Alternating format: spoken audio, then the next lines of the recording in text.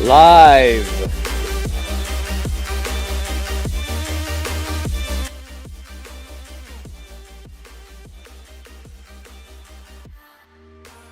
Muted.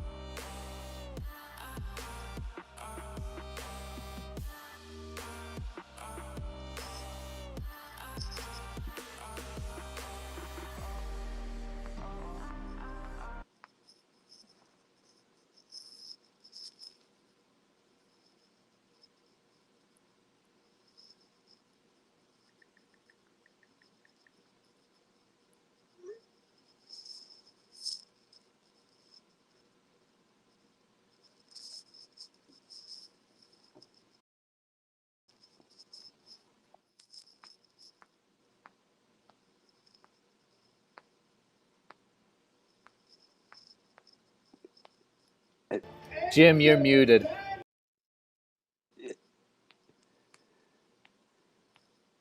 It's all right. Saturday night, fight night. We're back in Vegas.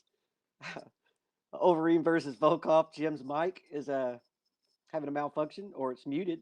One of the two. It was just working. We're going to have to do that whole intro again. And it's still not working. But yeah, the preliminary card just wrapped up at the UFC Apex in Las Vegas. Started out with a 26-second knockout, and then a bunch of decisions. And the last fight ended by a doctor stoppage. We're getting ready to kick off the main card right here in a minute. Brought to you by the U.S. Army over there on ESPN Plus.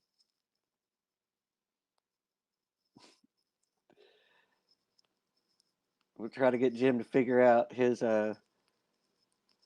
mic situation. I would say kick it to a commercial, but Jim is our commercial.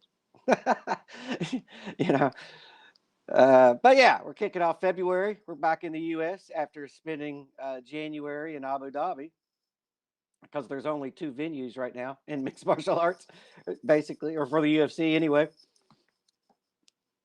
Abu Dhabi, I guess it's their new stadium over there, and then the Apex in Las Vegas. Heavyweights headline in the fight card tonight. Overeem versus Volkov. We will be having the fighters that when they come backstage, they will be will cut to on location, so we can hear what they have to say. They'll be bringing them back probably all the way up until the co-main event, and then the co-main eventers and the main eventers will be at the press conference or whatever. Or I don't know how they're doing it tonight. That's how they typically do it, but you know. Oh, there's Jim back. Am I alive? You are live now. You are. So I don't know what happened. There was nothing muted on my end. There was nothing muted on the other end in Vegas. So I think the universe is just giving me a big giant shut the hell up. I mean, there's no other way to take that. Well, you never know, man. It was yeah, it was. I bet it was a good intro, though. I'll say that. You looked like you were delivering. Best I've ever done. Yep. It was as smooth as Dominic Cruz's suit tonight. If you're watching on ESPN Plus, man, as smooth as the Dominator suit that he's wearing, and it was perfect, and it was energetic, and I was all excited. You trimmed your beard. Our producer shaved his whole face. I mean, you guys are just throwing me for a loop. Tonight's one of those nights. Is it a full moon? Is it a blood moon? Is it like, what is it? What's going on? I do not know. It's fight night, though. First fight night in February. We've been off for a minute.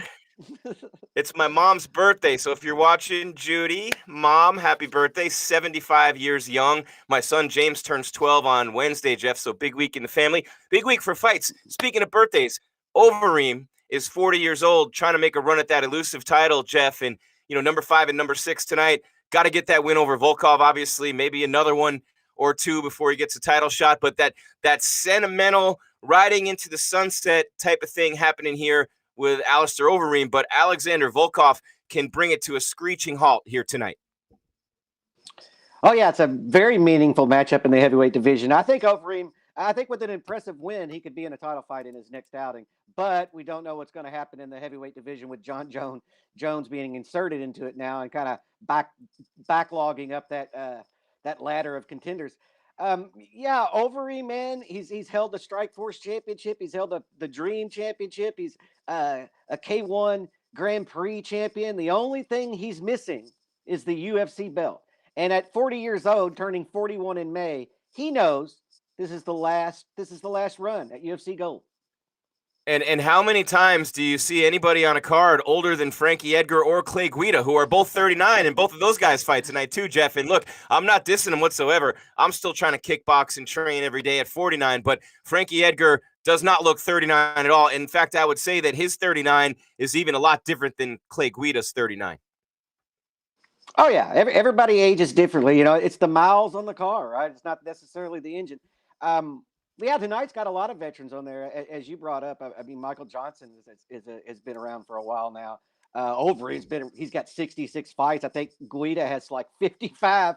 I mean, this is probably the fight card with the most experience as far as fights in time inside the ring or octagon than probably any fight card. It's crazy. You bring up a great point, Jeff, because Volkov's had 40 fights at 32 years old, Overeem's opponent. So how many did you say Reem has?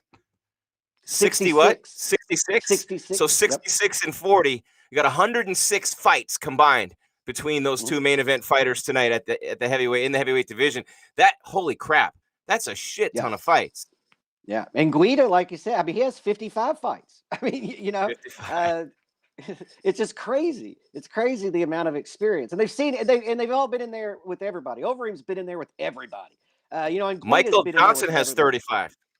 Yeah, and he's been in there with Michael everybody Johnson has 35 fights. Yeah, it's crazy the amount of experience, in fight experience that we're going to see tonight as this main card gets kicked off. Edgar with 33. I mean, there's a ton of fights. It's unbelievable. It's UFC Fight Night. Overeem versus Volkov live on MMA Weekly. What a night it is. It's powered by CBD Emporium featuring Level Select CBD. Stay in the fight. CBD Emporium featuring Level Select CBD. And just because you're MMA Weekly loyal audience and viewers and fans of this incredible sport we love, just because you're here right now and just because you're watching us right now, we got a little something for you. Shh, don't tell your friends. In fact, tell all your friends. 50% off right now. StayInTheFightMMA.com. It's StayInTheFightMMA.com. Enter MMA50. That's the code. And you can do what I do, baby. I just rub the cream all over myself, the mint CBD cream. I kickboxed in. I hiked up a mountain yesterday. Jeff, I could not move this morning. I literally could not move. I felt like I had 66 fights when I woke up this morning. Well, that's how you know it's working, right? That's how you know it's working. That's how you know you're pushing yourself, right? I mean, if you did all that and you woke up and felt great today, then tomorrow you should do twice as much. That's a good point. Think about this, though. I call it kickboxing, but I don't know if anybody who watched me do it would say that it's kickboxing. Let's just say that. Yeah, no, I can't. I can't kick a knee. I could kick a knee. That would be my high kick at this point in life. That would be the high kick. You kick someone in the knee. The baby of the card, Corey Sanhagen, the Sandman, is looking to become a title contender again, and he's right at the top of the heap at 135. The loss to Aljamain Sterling really didn't hurt him all that much last year because of his rebound over Marlon Moraes, but losing to Frankie Edgar tonight would obviously knock him temporarily out of that title picture at 35, Jeff, which we know Jan and Sterling, one of those 3 title fights coming up at UFC 259. That's the Adesanya, Jan Blachowicz, and Amanda Nunes, Megan Anderson card as well. That one's coming up for the belt. You got Henry Cejudo looming outside somewhere. You have Figueiredo eventually maybe moving up, or Moreno, whoever wins that rematch. Who knows what's going to happen there. Dominic Cruz is still around and fights Casey Kenny coming up. You still have a bunch of people. Marlon Moraes is never done or out of it.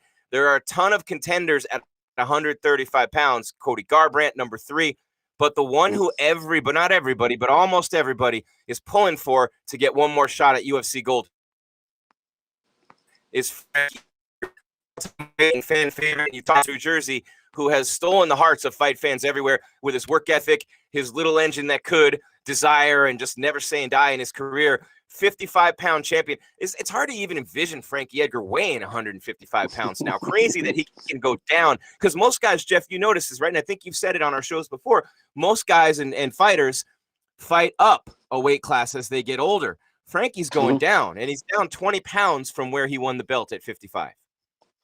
Yeah, it's crazy. You'll see the lighter weight guys go down, like Aldo and BJ Penn, even, to try to find kind of rejuvenate their career after they got knocked off the pedestal at 155. Yeah, Edgar.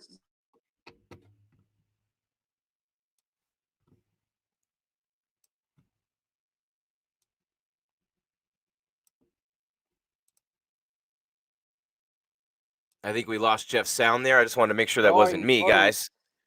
On his career. There he is. There you are, Jeff. Oh. We missed everything he said about Frankie. Wow. If you want to repeat it. Yeah, no, I'll repeat it. Frankie Edgar, he held the title at 155. He's fought for the 145 title 3 times. And at 39 years old, he knows that this is kind of the last shot. He's sort of in an Overeem situation. He debuted in this division in his last fight, looked great. And he gets a win tonight. With his name and his resume, he could very likely be in a title fight in his next fight. And that's what Frankie Edgar's here doing. He's trying to win another title in the UFC or get into another title fight. The guy's had so many title fights already. Yeah, and that might be the draw to get Triple C back in the octagon, a fight against Frankie Edgar for the title at 135. If Frankie's able to win 2 in a row here, I think he's going to get the winner of Jan and Sterling if he wins tonight. I don't know. Cody Garbrandt, though, right in the mix. He's coming off that one punch shot heard around the world against the Sunsao, but there's talk about him going down to fight Figueiredo, but Brandon Moreno ruined that one with a great performance against Figueiredo last time out. They got the rematch of that one coming up. There's Frankie at the weigh-ins, Jeff. Take a look at him. I mean, that's a pretty healthy-looking 35, and he makes it pretty easily, which is, it's unbelievable. It's a testament not only to Frankie, but to his team as well. Yeah, it is his dietitian. That guy's he held the title at 155 pounds, and there he is, 20 pounds lighter on the scales yesterday. Looking good, man. Looking young. Nobody doubts Frankie Edgar's professionalism, and we all know he's going to make weight. If he says he's going to fight at 125, he'll make 125. But it looks good. He looks good. Yeah, pros pro.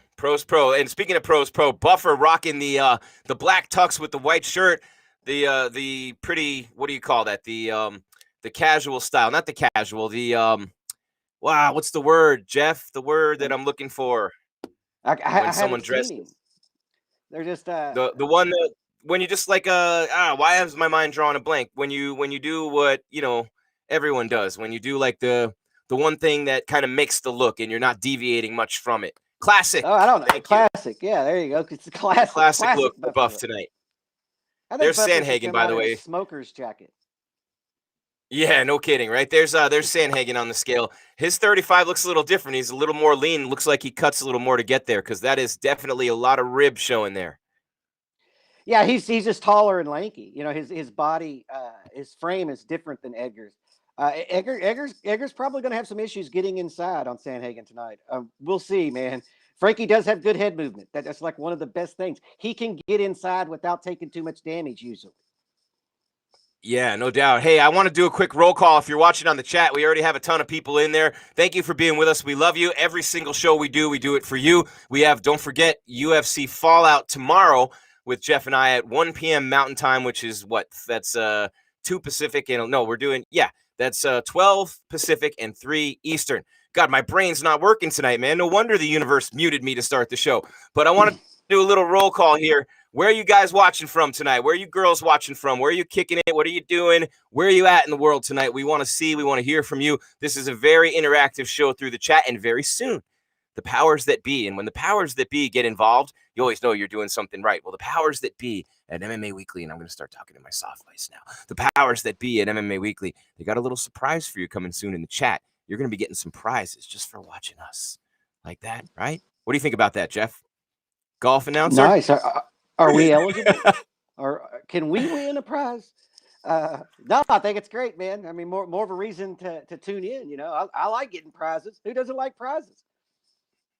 Yeah, all of us love prizes. And right now, the main card's underway. Rodriguez and Marquez, we've got about 4 minutes left in round number 1. So This is a pretty good matchup to kick off the card. At light heavyweight, Jeff, Mike Rodriguez coming in, and he's out of Boston, and he's a blue belt in jiu-jitsu. But this dude is coming off a loss to Ed Herman. He's lost 2 out of 3. And I believe the guy he's fighting, and I'm not really sure. Oh, Danilo Marquez. He's not. I don't have anything on him. He's not listed in the bio, so we got to figure that one out as we watch. I think this is his. We're gonna have. Yeah, go ahead. I think this is his second fight in the UFC, if I am remembering correctly. We're gonna have you would know the podium tonight too, Jeff. By the way, so I'm trying to pull that up right now. My internet's getting a little slow on me. And it's his third UFC fight. Third UFC fight. Oh, no, this is his second. You're right, second. Okay. Nope, Okay. It was listed in one tonight. So never doubt Jeff Cain. That's one thing I've learned as we've done these shows. Never doubt the great Jeff Cain. So he beat Kadis Ibragimov. Easy for me to say. So we got Jeff. Here's what we got here. We got Ireland. We got Ohio. We got Australia. We got New Hampshire. Adam Rich, are you the guy from 8 is Enough? Wow. No. You're old enough to remember that show, Jeff. Good Lord. Wow. Where did that come from? Montreal, Canada in the house tonight. I don't even know that. I mean, how does that stuff just come out of a random? That's why I believe in the universe and manifestation, and you have all these things in your vortex because they just pop out of nowhere. Man, unbelievable. 8 is enough. Yeah, well, look at that. Yeah, when you said that, the brain cell that remembered 8 is enough activated. I totally forgot about that show. Totally forgot about it. Oh my God, that's crazy. So, did you see any of the prelims, Jeff? Yeah, I watched the prelims quite tonight? a few of them. Yeah, I watched quite a few of them. The first I fight didn't of the see night, any like of I them. said, first fight got kicked off with a 26-second knockout. I mean, that's how the night started. Yeah, I was going to ask you about then that. I missed it Yeah, from then O'Day it Osborne. What happened? just got flattened, man. I mean, it's 26 seconds. Osborne, and we Punch, talked about kick, him what? yesterday. Punch. We talked about him yesterday when he was on the scale, and I talked about how his body did not look sucked in and he looked good. That's the way you want your body to look when you make weight. And he went out there and put on a hell of a show. He's definitely in contention for a bonus. Oh, that's nice. If you guys catch me looking off to the side on the screen, don't let it throw you off. That's where my giant flat screen is where I'm watching this. Adam Rich was born in 85, man. He just made me feel old as AF, I'll say. Literally, Adam Rich, born in 85. So who didn't mention NYC? Oh, Gerard, you can't unsubscribe. I didn't see the NYC. You should see how fast these chat room posts are going by right now. It's like watching the Wall Street things when they're on. It's like watching the Wall Street tickers, Jeff. NYC, right, man. That's my favorite city in the world. In New York City. Me too. It's absolutely my favorite. And I've been all over the world, man. And that is still absolutely my favorite city. I've been everywhere, man. I've been everywhere. Yeah. New York City. Yeah. I grew up 2 hours from New York City and 2 hours from Boston. Equal distance each way. Also 45 minutes each way from New Haven and Providence. So a lot of good food. Nice. But I always ended up in the New York end of things. You don't really want to be in Boston. There are way too many Red Sox fans there. You don't want any of them. You don't want anything to do with them. And it's freezing. Like, you think it's cold in other cities in America. And I know Chicago is next level. But my God, man, I am telling you, winter in Boston is literally one of the worst things you could ever experience in your life. I've experienced Boston Gerard, winter, and it is cold. It is absolutely cold. But yeah, Chicago's next level, man. I mean, the wind off the lake, and you get in between those buildings, it's like it just pierces your soul, man. I mean, it just pierces your soul. I like Chicago too, just not in the winter. I'll say that. I love Chicago. I love New York. I love New York City. Yeah, I mean, in the summer, in the winter, New York's a little harsh for me too, man. No, and I'll tell you what, New York in the summer, there's almost no place hotter in the summer and colder in the winter than New York City because of the concrete jungle, man. It just absorbs all that heat and it puts it right back up on you. And then the wind in the winter, when you get in between the two rivers and you walk, so you're walking north or south and you hit those avenues in New York City, boom, and you're on the avenues and you hit the streets. With every street, you get those crosswinds coming right through. Yeah. When you have the shelter from the buildings, it's not so bad. But, oh, my God, when you're crossing those streets, it is brutal in New York City. But, man, it's -2 wind chill in Michigan right now, says Jordan. So that is Ooh. that's not good. And Adam Rich says go Yeah. Red Sox. Oh, Adam, come on. Oh, he's in New Hampshire. That's why he's in New Hampshire. They're brain dead baseball fans up there. Sorry, Adam. Love you. I'm a Yanks fan though. And I'm a Ethan Yankees says he's fan in as Alabama.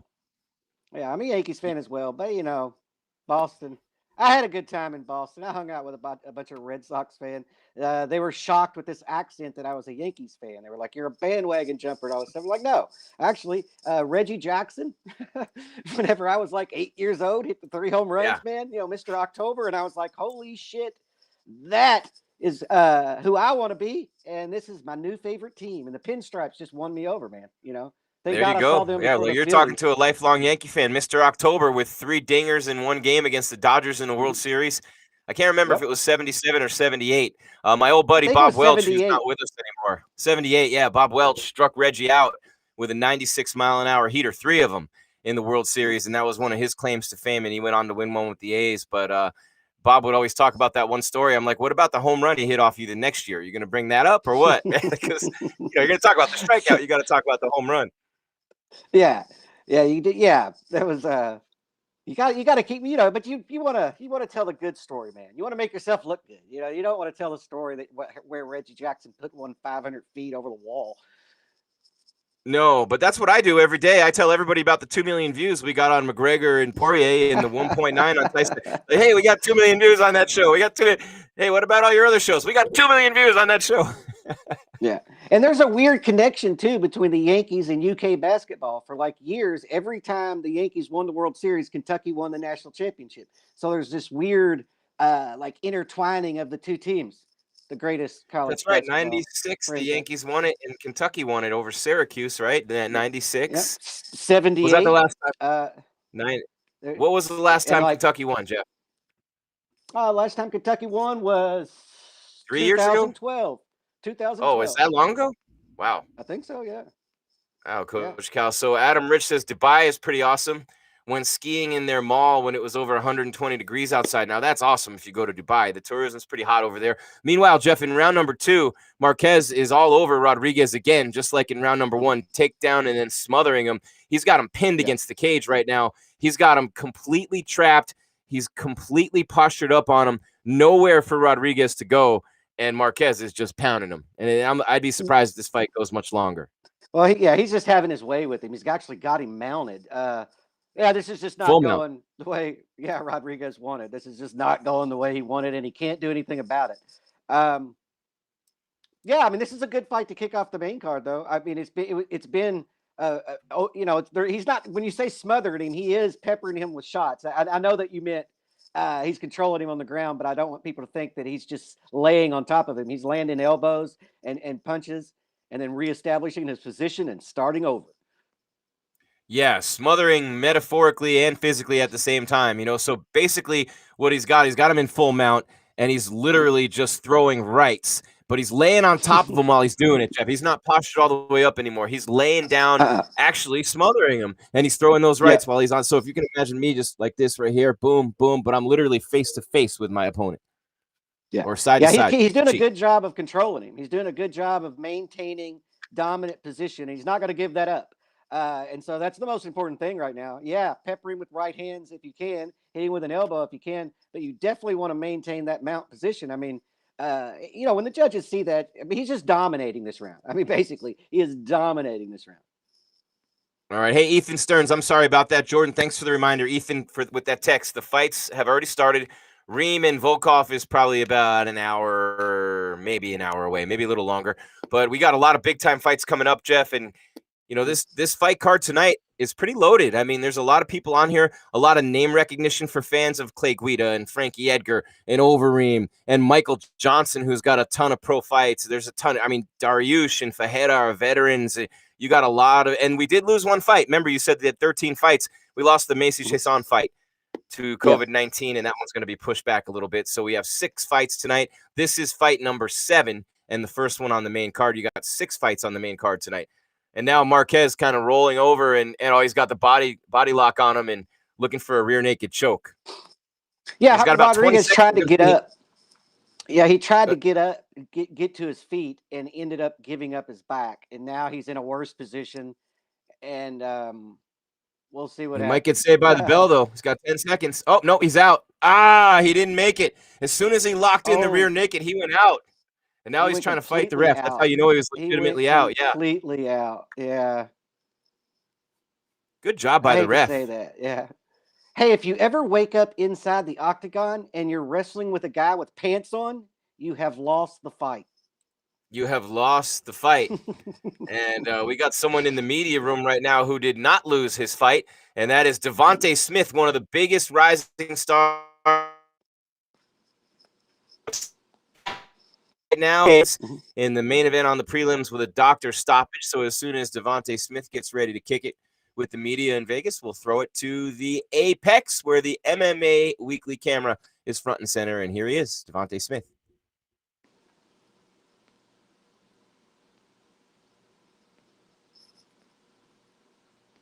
Oh.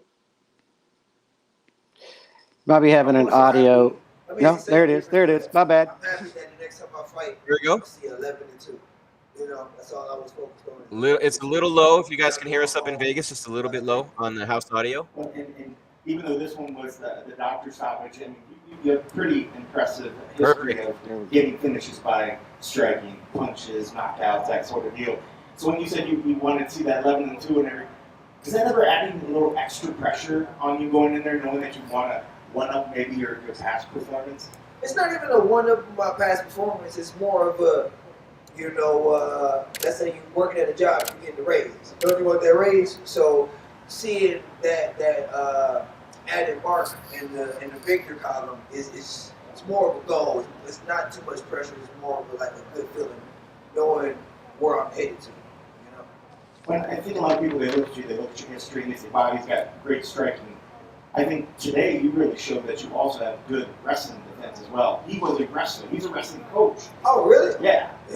So the fact that you can go out there and stop him being able to shut down, how does that make you feel? You know what? I was talking to my coach, my dude Marcus today, that I felt like he was gonna grab me. Not saying that I wanted him to grab me, but I was excited for him to grab me, for me to showcase my ground skills, and I felt at home. You know, I didn't even know he was a wrestling coach.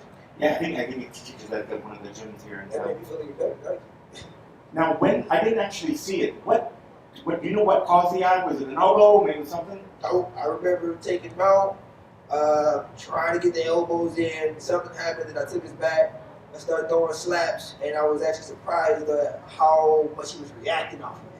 And when he tried to reverse it and get my guard, and I stood up and I seen his eye was swollen, I'm like, where'd that come from? You know what? I standing up. I ain't even got time to be on the ground.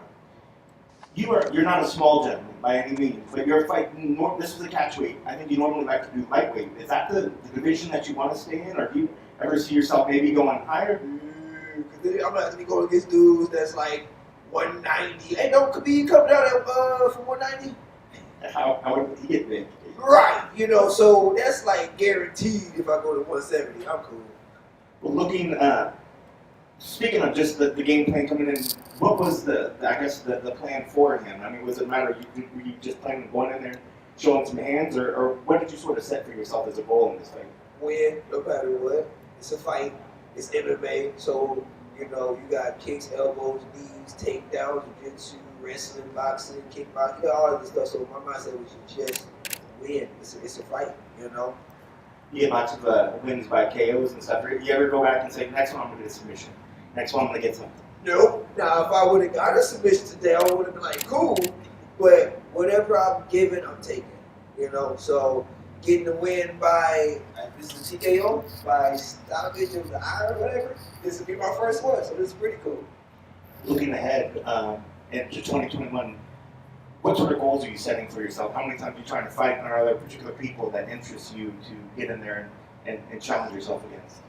So first off, I'm going home, chill for a month, heal up. My goal is to fight this year minimum 3, maximum 4.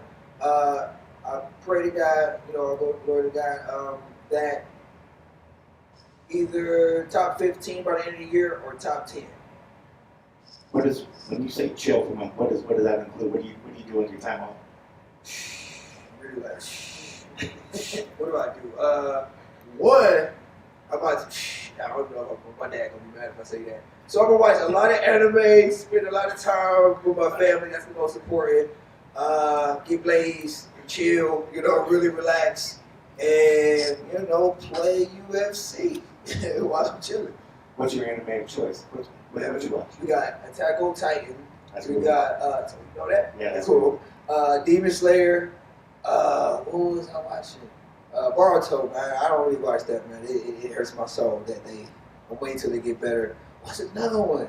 See, damn, we're just gonna keep right there. I wish I could think of the other one. That's all I do is watch anime. All right, let's take it back, Jeff. What do you say? Fighters come out, Israel, he's a big fan a lot of times.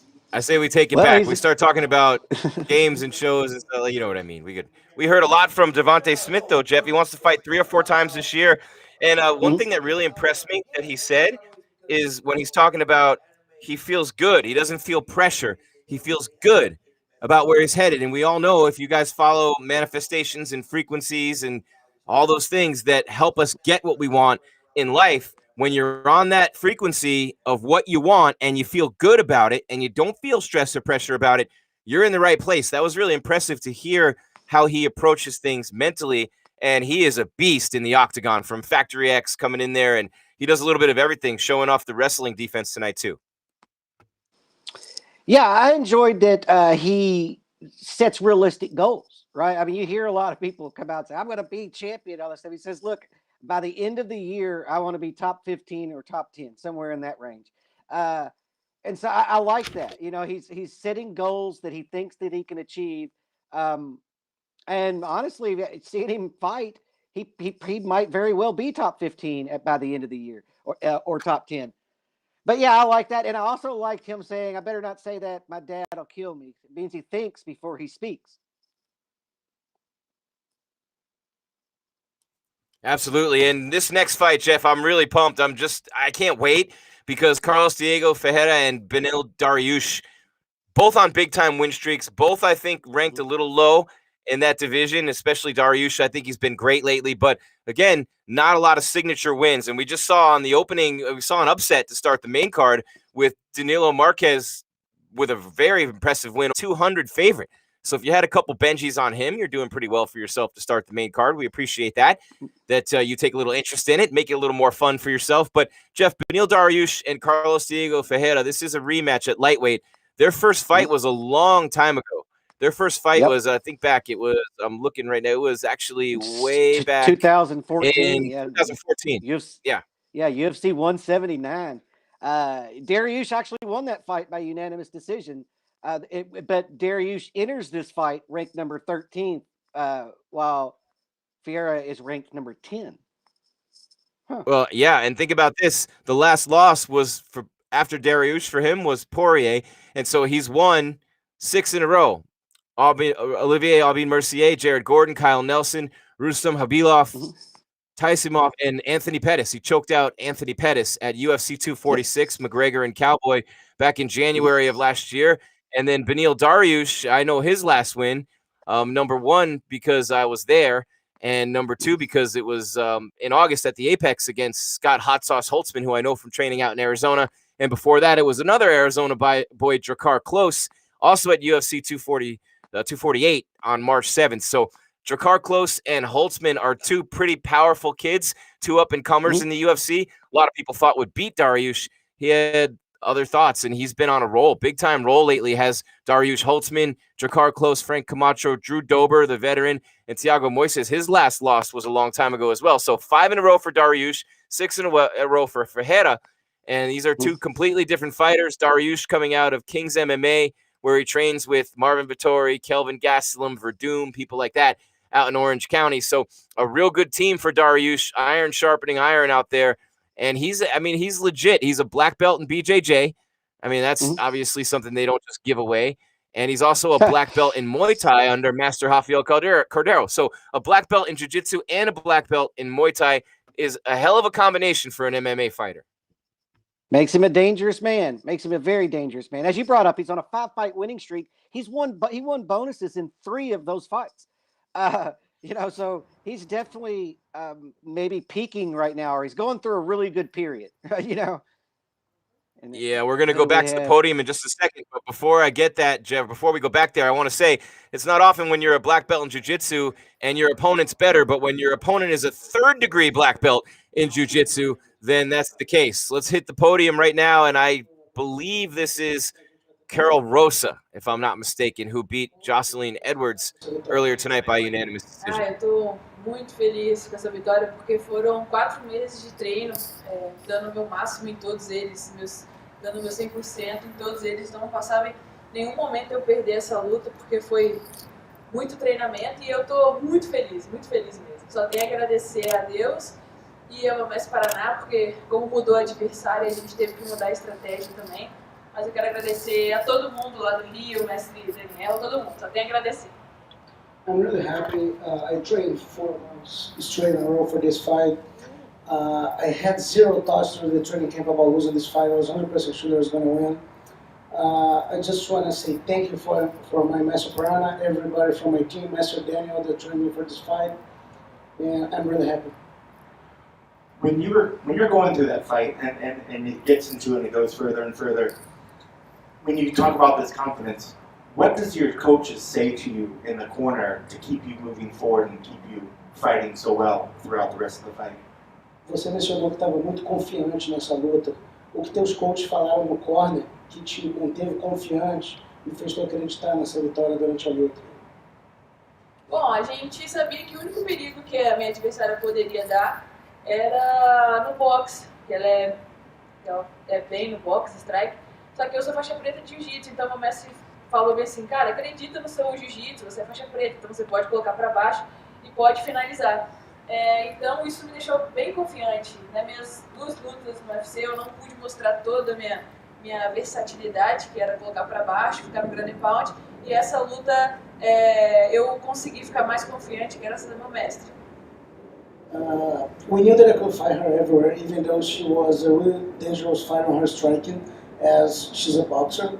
She started on boxing. But on the 2 previous fights that I had in UFC, I couldn't show that I'm good everywhere. You know, if the fight was going to the ground, it wasn't to be an issue for sure. I'm a jiu-jitsu black belt, but I also can strike. My master made me feel really comfortable. How well did you feel that you did in showcasing this? Because it looked like the leg kicks was really good and keeping the distance and doing some damage.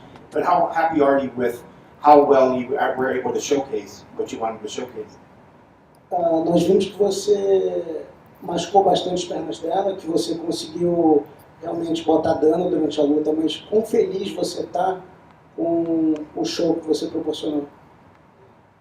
Eu não tenho nem palavras para expressar, porque, igual eu falei, foi muito treinamento, então eu sou muito merecedora a ter ganhado essa luta, porque eu passei Natal, não sei se quem ela passou também, sei lá, passei Natal novo, tudo treinando, então eu tive a ajuda da minha namorada, Jéssica, da minha equipe toda, então a gente estava muito confiante, então foi muito treinamento para poder chegar aqui e mostrar uma Carol versátil 100% para a luta.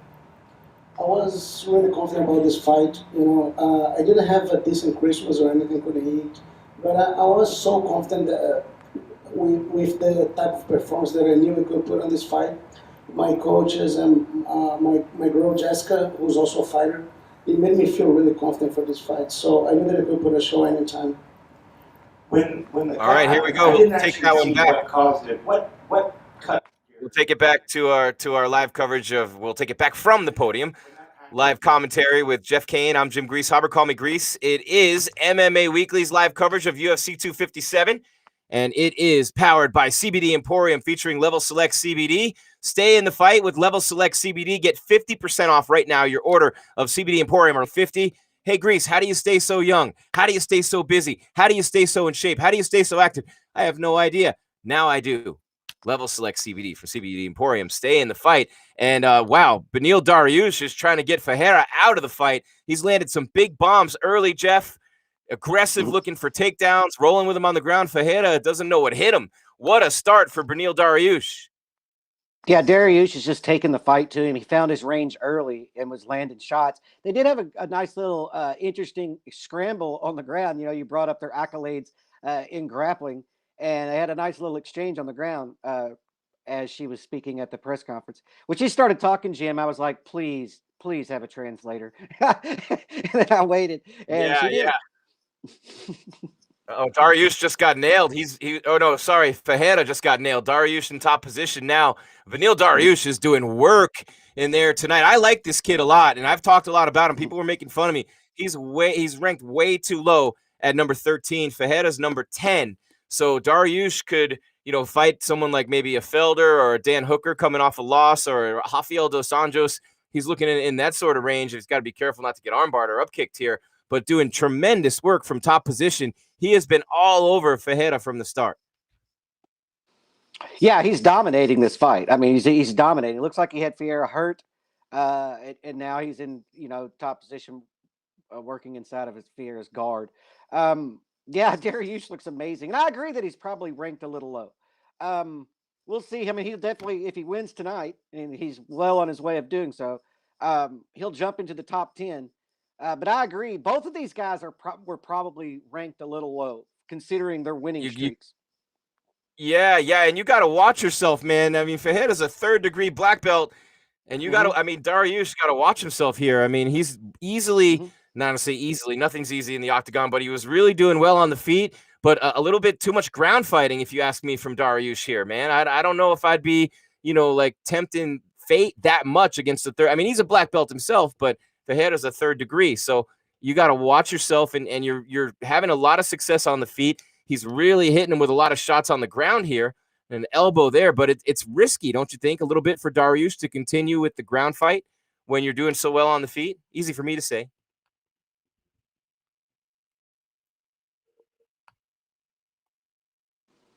I don't know if we have Jeff's there. Jeff, you there? Can you hear me? Yeah, I can hear you. I'm here. Did you hear what I asked you? Did you get that question? No, I did not. I did not hear what you asked me. Oh, Dariush tempting fate a little bit too much for my liking in the ground fight here against Fajeda, who's a third-degree black belt, when he was doing so well on the feet, but he's doing really well for himself on the ground too. Yeah, I mean, I agree. He was having success on the feet. Only thing I can think of is this is the opening round, and maybe he wanted to mix it up a little bit, keep him honest. I'm going to work in a couple of takedowns here because I'm already winning the striking. I don't know, but Dariush is just dominating this fight so far. Is it a 10-8 round? I mean, I think he's working on a 10-8 round right now. I mean, maybe, man. It just depends on the judges. Dariush ate a right hand, though. That was the most significant strike from Fierro all night. Oh, and now he just got him with a front kick with 4 seconds left in the round. Wow. Straight up front kick. Dariush got clocked a couple. It's not a 10-8 round anymore. If it was. No. He might have got. I would like to see that exchange right at the bell again. I think Dariush just got wobbled. Yeah, he got wobbled at the end of the round. Yep. Yeah. Fajeda with a great job. Right in that last exchange. Yeah, it was weird. You couldn't tell. It was hard to tell because they were both right in close proximity of each other and kind of hugged right after the round. But I believe he was staggered right there. Yeah, he looked a little staggered. And again, Fajeda's last loss was against Poirier, who knocked him out back in April of 2015. He's won 6 in a row. Dariush has won 5 in a row. His last loss was all the way back in, that was in 2018 against Alexander Hernandez. He's won 5 in a row. So 11 straight wins combined for these two guys. And they fought like it in the first round, with Dariush really controlling some big-time shots on the feet, taking him down, working him in the ground and pound, looking for submissions, looking for anything you got. Just really active fight for Dariush. But then at the end, in that exchange, the last 20 seconds, Fajeda clocked him. And like you said, Jeff, here it is, maybe wobbled him. That front kick, and Dariush crushed him with a knee. A big right for Fajeda. Wow, that was a good round. That's a really good round between two very high-quality fighters. He did get staggered by that right hand. The question heading into the second round is, did Dariush wear himself out any? I mean, they're just standing head kick and slugging. They both just threw head kicks here in the beginning of round number 2. Dariush ate a couple shots coming in hot in this round as well. And if you've watched Dariush's fights, it's no surprise. The one against Drakkar Klose last year, for example, and Scott Holtzman. I mean, he just unleashes a barrage of strikes, and he was able to knock Drakkar Klose out when Klose was actually hitting him quite a bit. Mm-hmm. And he's taking some big shots right now, though, from Fajeda. Fajeda figured something out. His team did, or he did, in there between round 1 and round 2, or the end of round 1, because he's having a lot more success on the feet to start the second round. And now Dariush working for and gets a takedown. Yeah, he found his range and then started putting together combinations. And Dariush decided maybe the ground is where I want to be.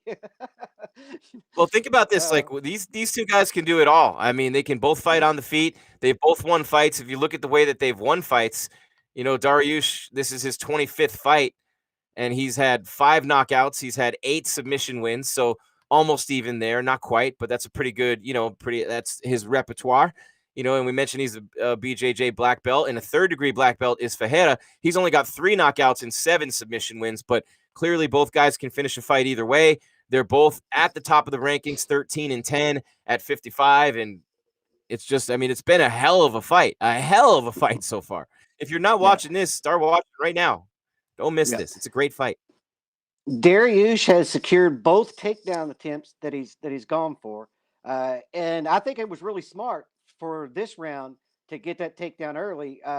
He like I said, he got rocked at the end of the first round, and then he started taking a couple of shots here in the second round, and he immediately went to the ground. He's shown that he can watch out, take the fight there when he wants to. Well, Ferreira just was trying to get a triangle choke from his back, and you know that's you got to watch out for these 3rd degree Brazilian jiu-jitsu black belts. But very high level grappling between these two black belts, very high level striking. Dariush continuing to scramble to keep that top position. Better watch out for an ankle lock here. Or a knee bar even. Hey, I'm starting to learn my jiu-jitsu. Yeah, there you go. There you go. Yeah, you got to be careful. I mean, that's for sure. You got to be careful. Both of these guys are extremely experienced on the ground, though. But everybody gets caught. Oh, 2 good elbows by Ferreira, who's back up on the feet now. Jeff, it's a little past the midway point of round number 2. Beneil Dariush and Carlos Diego Ferreira in the lightweight division, number 13 against number 10. Dariush with another takedown, as he has really dominated on the ground tonight. Now, he gets flipped around and he's pushed up against the cage. But this is an exciting fight in this division. It's the most jacked division in the UFC. I mean, we've talked about this division literally ad nauseum these last couple of weeks with Conor and Poirier and Chandler and Hooker fighting last week or 2 weeks ago. It seems like last week, but Poirier ranked number 1. In his mind, he's the champ. Dariush unloading in there, looking for another takedown. McGregor, Dos Anjos, Hooker, Felder, Ferreira, Iaquinta, Kevin Lee, and Dariush. And then Islam Makhachev is number 14 with Gregor Gillespie at 15. That is a stacked top 15. I mean, that is a stacked top 15. Yeah. I mean, and that's why they're ranked 10th and 13th. It's just so stacked. The division is so stacked. From 1 through 15, man. I mean, that's a crazy stacked division. But I'm seeing a kind of a trend. Dariush can get him down when he wants to, but Ferreira's getting up sooner and sooner each time he gets taken down. Except when I say that, now he's taken down in the center of the octagon and is having issues getting back to his feet. But he got up real quick from those last 2 takedowns. And so if Dariush can't keep him down there, this 3rd round could get real interesting heading into it. And anyone who's ever done jiu-jitsu, wrestling, grappling, if you have done that, you know what I'm talking about. It is so hard to keep someone down in top position. It's so hard to maintain control over another human in any position in this sport. But these guys are working their asses off in there. This is a very, very high-level fight. So impressed with what Dariush is doing. It just keeps getting better and better. And Ferreira, I'll tell you right now, these are not guys who should be ranked 10 and 13. You mentioned it's a stacked division, but you know, when I start looking at Felder and Dos Anjos and even maybe Tony Ferguson at this point, these guys are looking like they're on a higher level. And I'm going to say it. I'm just saying it. You know, I did include Tony Ferguson in there. Well, you could combine both of their records and you won't have half the wins that Tony has over Tony. I love Tony. I'm not going to diss Tony. You know, I mean, I got to test these guys. These guys got, in my opinion, they got to, I'm willing for the winner of this fight to fight Tony, and we'll find out. But yeah, I don't know. I don't know where Tony falls. You know, this is a division, and because it's so stacked, losses you usually drop. Like, you know, drop like a rock because it's so stacked. This win's going to get one of them into the top 10, and then there's a lot of fights coming up, and so they could move up 4 or 5 spots while this month kind of sorts out, or through March. And Yep, and let's not forget that the last win for Fajeda was a brilliant performance, choking out Anthony Pettis. And so that's a high-level fighter, maybe not a championship-level fighter anymore for sure, but Pettis, coming off that win over Wonder Boy, people thought maybe he was reinvigorated. Now he's in PFL, and he's in the tournament over in PFL, which is going to be exciting for him, taking a shot at that $1 million. See some names over there like him, like Rory McDonald, seeing some UFC names in those tournaments.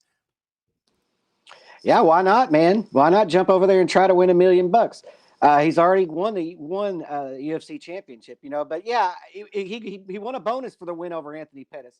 And Anthony looked good. Anthony's looked good in his last few outings, Yeah. So that's a good win. I mean, I actually, if you recall, I said that I think Anthony Pettis is just now coming into his prime, and then he left the UFC. So I'm never going to get to see that. Although I expect his chances. I expect his chances over there to be really high. Yeah, really. He's going to do well in that tournament. And he's seeing Rory McDonald over there. And of course, his brother Sergio Pettis is in Bellator, but Anthony going for that $1 million. And he's got a lot of money. He's living a pretty good life. I know him and his fiance a little bit. They're doing really well. They're enjoying themselves. They were just on a Caribbean trip, and Pettis actually kicked, I don't know what it was, a coconut off the top of the head of one of the guys who was on the trip with him, who's probably about 6'3". Pettis is a freak of an athlete, but for Fajeda to have beaten him and his last loss to have come against Poirier way back in the day, that's a lot of wins in between. But you're right, Jeff. Neither one of these guys has that super, Pettis is the best win that either one of them has had, and it's Fajeda. They're slipping around a little bit in the octagon, both still very aggressive in round number 3, and you start thinking to yourself, damn, I wish this were a 5-round fight. As Dariush continuing to be aggressive, looking for takedowns. Yeah. And these are two guys that the people in the top 10 don't want to face. Let's put that out there too. I mean, they lack that big marquee win on their record. But like I said, nobody's lining up to fight these two guys. The top, if I'm going to fight, I don't want to fight one of these two guys, especially you're in a scrap. They're like 8. Yeah, you're definitely in a scrap. Well, Dariush just crushed Fajeda, low blow, if you know what I'm saying, and the boys are not feeling well right now for Fajeda. That was just dead on. Well, it was dead on balls. Hey, what can you say? It was. Those cups are amazing. They get a little break here. They were both sort of slowing down a little bit. That looked like a kick straight to the groin, right? I don't know if that was supposed to be an inside leg kick or what, but that just went straight to the cup. Yeah, and it was. And these guys are moving around a lot, very high level, a lot of scrambling, a lot of output, a lot of strikes being thrown, a ton of kicks. This is just a great mixed martial arts fight. I'm so impressed, and I'm loving every second of this one. And I knew it, Jeff, when I first saw this matchup, that we were going to get this kind of fight. Now, you have to think Dariush is up 2-0, so he is a little bit playing with house money here. Number one, you never want to leave it to the judges. Number two, Fajeda can finish you on the feet or on the ground anytime, and both guys are slipping all over the place in there. It's like a ski slope in the octagon. Yeah, and he just stuffed a takedown. Fajeda just stuffed. It's the first takedown I think he's stuffed tonight. They're throwing heat, Jeff. They're throwing heat right now. Yeah, they are. And like you said, Dariush is probably up 2-0 here. He doesn't have to take these risks, because they are throwing bombs at each other. Yeah, and he literally had Fajeda running across the cage right now. But he's watched that right that Fajeda throws as a counter. That's sort of half hook, half uppercut, Khabib style, if you want to picture it. That thing's going to land one of these times and do a lot of damage if Beneil's not careful in there. Easy for me to say. He's being careful. He just Fajera's putting combinations together, where Dariush isn't. Dariush is the one kind of dictating the pace, but he's not putting. Of course, as soon as I say that, he just lands a 1-2. But for the most part, I feel like the fight is the momentum's kind of switched the other way, but it's too little, too late. He has to have a finish. Yeah, Dariush on his back for the first time. Mm-hmm. Oh, watch now out this here. Could get real interesting. 2 black belts, and one's a 3rd degree Fajeda. Now they're up. They're both so slippery right now. It's really hard to work submissions when you're that sweaty. Oh yeah, almost especially impossible. against people this high level. Yeah, especially against people this. You want to to like get an idea. Take an ice cube between your 2 fingers and try to hold it and squeeze it and control it. See what happens. It feels like that. Sort of. Not quite. Yeah, with as sweaty as I'm these pro guys are, you're probably not going to get. You might get a rear naked choke, or maybe a guillotine, but you're not getting. You're not going to take their arm or their leg and be successful at this point in the fight. Unbelievable, man. Unbelievable.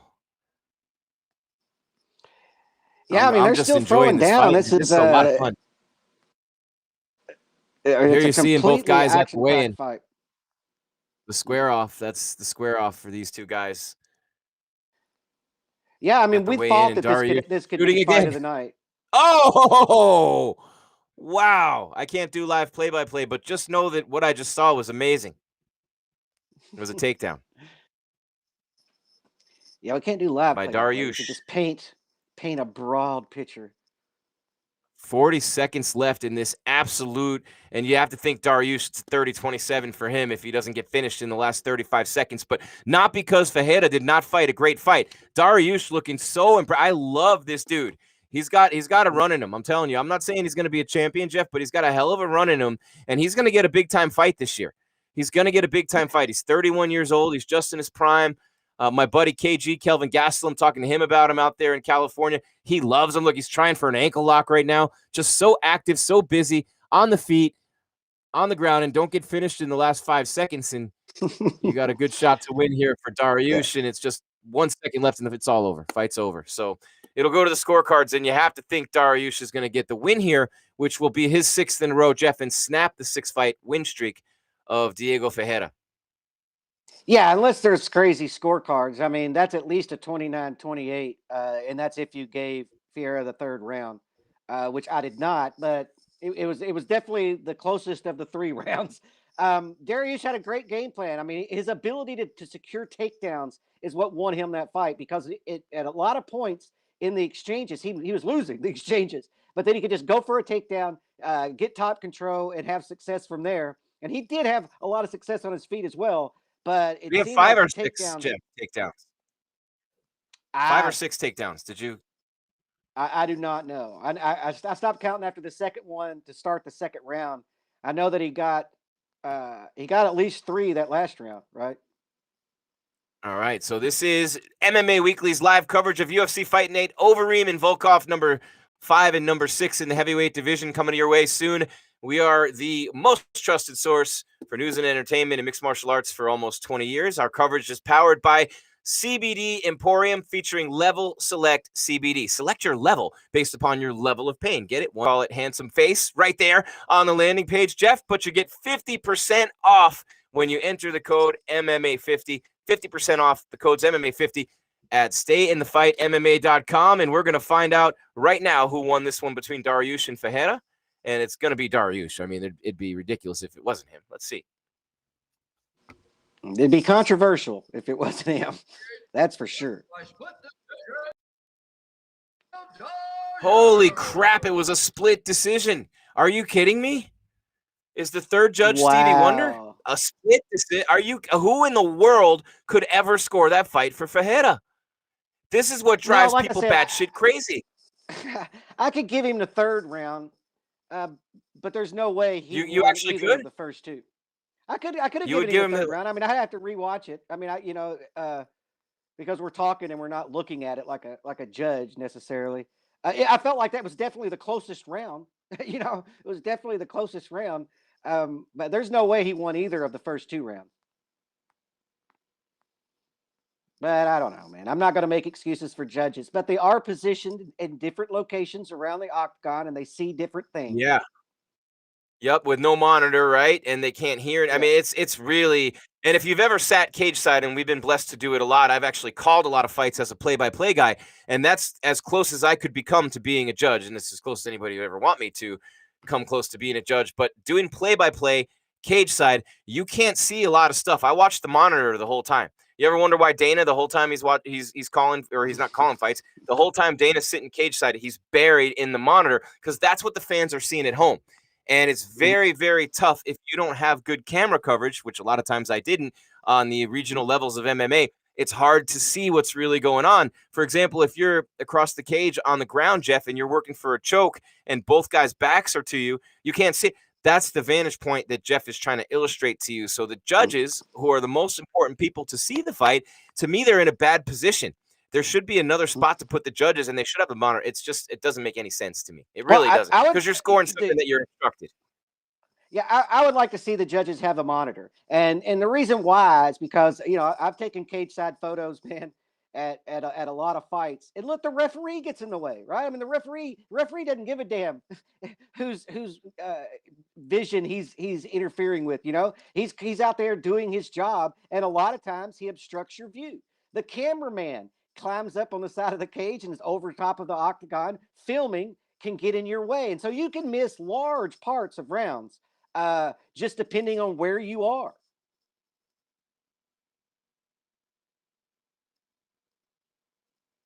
But I'm not making excuses for any of the judges there tonight.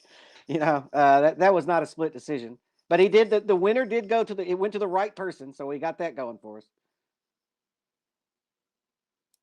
Yep, we have the right person. I was just trying to catch a little bit of DC's interview with Beneil Dariush. He's upset about something, and he's saying that he feels disrespected and Ferreira should feel disrespected. So if anyone heard that and you're in the chat, throw it up there for us, because we can't put the volume on. There's this little thing called rights infringement and other things. And you know Dana's coming after the Pirates anyway. We don't want to be an audio pirate here. But big exchanges in that fight, Jeff. And I guess maybe the third round, and I looked at the significant strike numbers, and they were a little closer than I thought.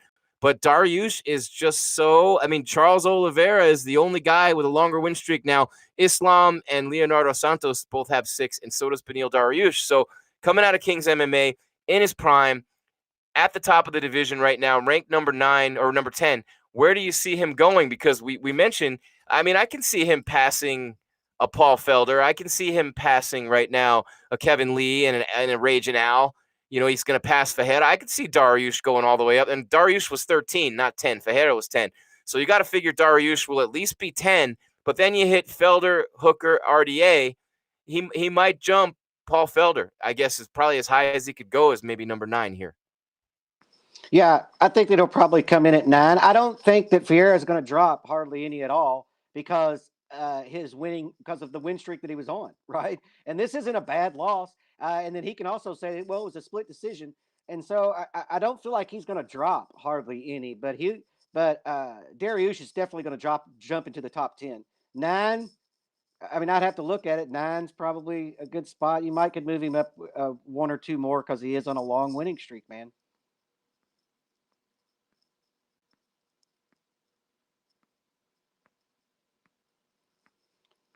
I couldn't hear what he was saying there. But big win for him, man. Big win. Extended the win streak and is now a bona fide contender.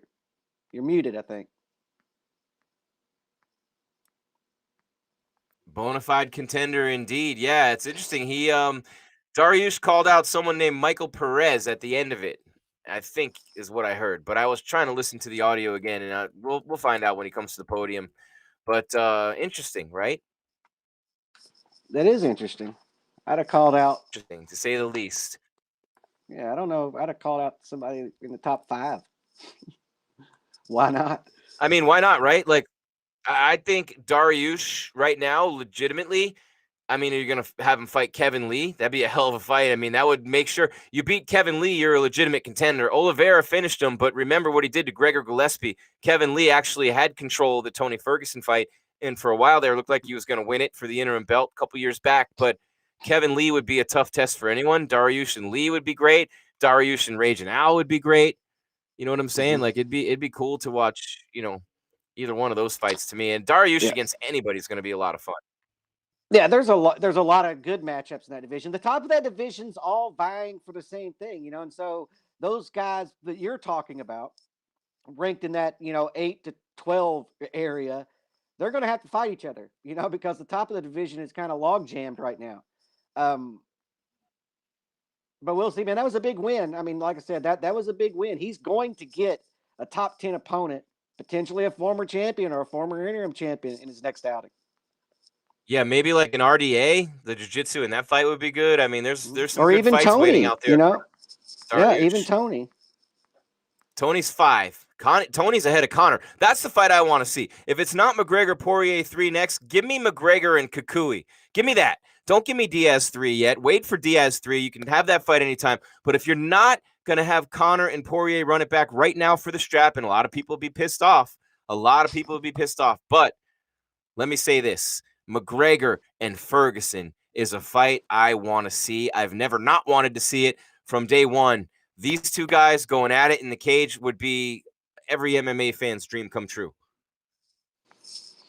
If Tony could take that fight to the ground, Conor would be in a lot of trouble. A lot of trouble. It's an interesting matchup because Tony gets hit. And when Conor hits you, most of the time, he does damage. I like that matchup. I don't have any problem with that matchup. And like I said, Tony will take that fight. That's what's crazy. Tony's coming off back-to-back losses, and he'll jump right in there with Conor. It's going to be whether or not Conor wants that fight. Conor's he needs a win in his next outing because, he basically punches his ticket to the trilogy fight being for the title if he can go out and win his next fight. So I think that they're going to be really strategic in who they pick. So who in the top 10 Conor best matchup against? I think you might see him in there with RDA. Maybe. You see Conor and RDA, that one. I think it's a more favorable matchup for Conor than Tony, but I don't know because it's like you mentioned, Tony might not be Tony anymore. Tony has suffered defeat, and there were bad losses. And so I'm assuming that Tony's going to be on the same level, and so I think I would much rather, given Conor's skill set, I think he matches up better with RDA than he does with Ferguson. Well, and then you have the top of that division with Khabib gone. You have Poirier, who says he's going to let those guys fight each other and wait it out because in his mind, he's the real champ. So if it's not him and Conor might be the odd guy out in that title equation because you have Gaichi and you have Chandler, which is the fight I want to see, and everyone seems to agree with me there. Gaichi and Chandler, and then Oliveira and Ferguson. Ferguson just lost to Oliveira, so that's not going to happen. But it's interesting how Ferguson, coming off 2 losses where he was absolutely dominated, is ahead of Conor by 1 spot in the rankings, which to me is like bananas. But McGregor obviously hasn't fought in a long time. And before the Poirier fight, he had 46 seconds of cage time. I don't know. It's crazy to me. It's crazy how Kukui could still be in that title picture coming off 2 beatdowns the way he was handled so easily by Oliveira and Gaichi. Well, it's his body of work. I mean, it's his body of work. Conor is what? I mean, he in the lightweight division, he's like 2 or 1 and 2. I don't know what he is in the lightweight division, but it's not, and so that's not Tony Ferguson level. Conor's lucky to be ranked where he is, if you ask me. I mean, he come back to the division. Yeah. He beats. Well, actually, the Cowboy fight was at welterweight. So he came in. He lost badly to the champion, and then lost badly to Poirier. And so I think Conor's lucky that he's even ranked where he is. El Kukui we can argue about because I say it's his body of work that keeps him there. Because what he's done far outshines people ranked below him. And I think that's where I think that most people on the ranking panel we're all kind of like, look, let's see where Tony falls. Let's see where he is in his next fight. Let's see where he is in his next fight. And then you'll see Tony drop like a rock, right? Even if Tony wins his next outing and doesn't look good, Tony's probably not going to move up in that division. Alexandre Pantosia coming up next, and he's a highly ranked fighter himself right now. This is going to be interesting to see. Pantosia, where is he in the rank? Number 5. Yeah, he's number 5. But this kid who's welcoming in tonight, Cape, is one of the top prospects in the world in that weight class. This is a legitimate fight here, big time. Yeah, I mean, it's just crazy that it's Cape's octagon debut, right? And he's taken on a top 5 ranked opponent. But that also kind of shows you that the flyweight division isn't all that deep. Alexandre Pantosia and Cape coming up on the main card. We've got 2 fights in the books already, 4 more coming your way. But at the podium right now in Vegas, where our MMA weekly cameras are front and center, we have got a very happy Danilo Marquez talking to the media. Let's listen in. I trained very hard at the gym and for getting better. So I feel very well. I lost a win and perfect time. I know you said that it was part of a journey But along that journey, did you always know that you would make it to the UFC and be able to make an impression in the UFC? For sure. Sometimes you want to give up, but my family's behind me and no, please, let's go. My manager and my friends from Brazil, my team Brazil, the MMA's team, and in King's MMA too, with a lot of friends there, partners, and they helped me a lot, and I never give up, and we're here. So, of course, I knew what I can do, and I'm doing, that's the point. Speaking of what you can do, a very impressive display out there. Tell me a little bit about what the game plan was going in for Mike. Exactly what you saw. So I tried to put him at the floor, and I tried to finish him, and I keep doing this. So if I can't do in the first takedown, I'm gonna do the second one, I'm gonna do the third one. So I trained for that every day, and I did. Thank you, Lord. And if you can remember how it sort of happened, because it was impressive how you sort of did it from the mount position. Can you walk us through the submission, how you got to that point, and once you secured it, that you knew for sure that you were going to get it? Like I said before, I trained that a long time. So I used the cage to put him at the floor, and after that, of course, I always look for the mount or the back. Sometimes, like it happened, the mount comes first. So I enjoy the mount, and then with my punch, and shake my ribs, I forced him to give me his back, and he did. So when he did it, I just keep my working, grab the back, and try to finish him with my right arm. So it was a fake. His shoulder was a fake. Both hands, my arm, and I had the left one. This was for work. So I did that and worked a lot finishing him. So everything's fine, Looking ahead to 2021, how often are you trying to get how many more times you want to fight this year, and are there any names that make sense for you? I want to fight how many times I can. UFC. If UFC want to give me 3, 4 hard, I want to fight. But now I just think about to rest with my family a week and come back and train in the King's MMA, keep training, and wait for next knots from UFC. When you're speaking about wrestling, how do you celebrate this win? What are you going to do to celebrate? It's my son's birthday tomorrow. Oh, that's wonderful. Happy birthday, man. Thank you. So I go home and eat something with him and my family, stay there. For me, that's celebration. Stay in my house with my family. That's perfect for me. Congrats on the win. Thank you. I appreciate it. Danilo? All right, there you have it. Danilo Marquez, we'll take it back here. Jeff, what did he say that stood out to you the most as we get ready for Alexandre Pantosia and Manel Cape, which, by the way, Cape is a beast, and I can't wait for this fight either, but your takeaway from Danilo? He wants to be active. I found it interesting him talking about that choke and how he set it up, with the one arm and then finished it with the other, kind of like a diversion or whatever, set a trap. He wants to be active, man. That's good. He didn't call anybody out. I just want to fight. I want to fight often. Just give me the fights. That's always good. And the matchmaker loves to hear that as well. Yeah, no doubt. And I'm excited to see Cape in his UFC debut. It's been more than a year since he signed. He was a reserve for one fight in December, wasn't needed for that fight. He had another fight canceled last year, and now he finally gets in there against Pantosia, who's looking to make a title run this year at 125. He's 22-5. He's a -110 favorite in this fight. And always, interesting when you see a guy coming in as Cape is from a place like Risen. You never know what to expect in the octagon from a fighter who comes in from Risen, but we know Risen for sure is pretty high level. Yeah, he's got nothing to lose here, right? He's taking on a top 5 ranked guy. He gets to either come in and so if he takes a loss, as long as it's not a bad one, he lost to the top 5 guy in the world. If he wins, then he is automatically in a contender status position in the UFC. This is a great opportunity for Cape, and we'll see what happens, man. Because to get a top 5 guy right away. Yeah. To get a top 5 guy is amazing. It is, and it's you don't see that. You would never see that in hardly any other division right now, though. That's the thing about 125. It's always thin. No pun intended, right? But it's a thin division. It always is. Yeah, well, they added one here, so it's a growing division, but it's a division that you can 1 or 2 wins mean a lot. You can see a lot of movement with minimal effort, basically. And right now, he's getting his octagon debut against a top 5 guy.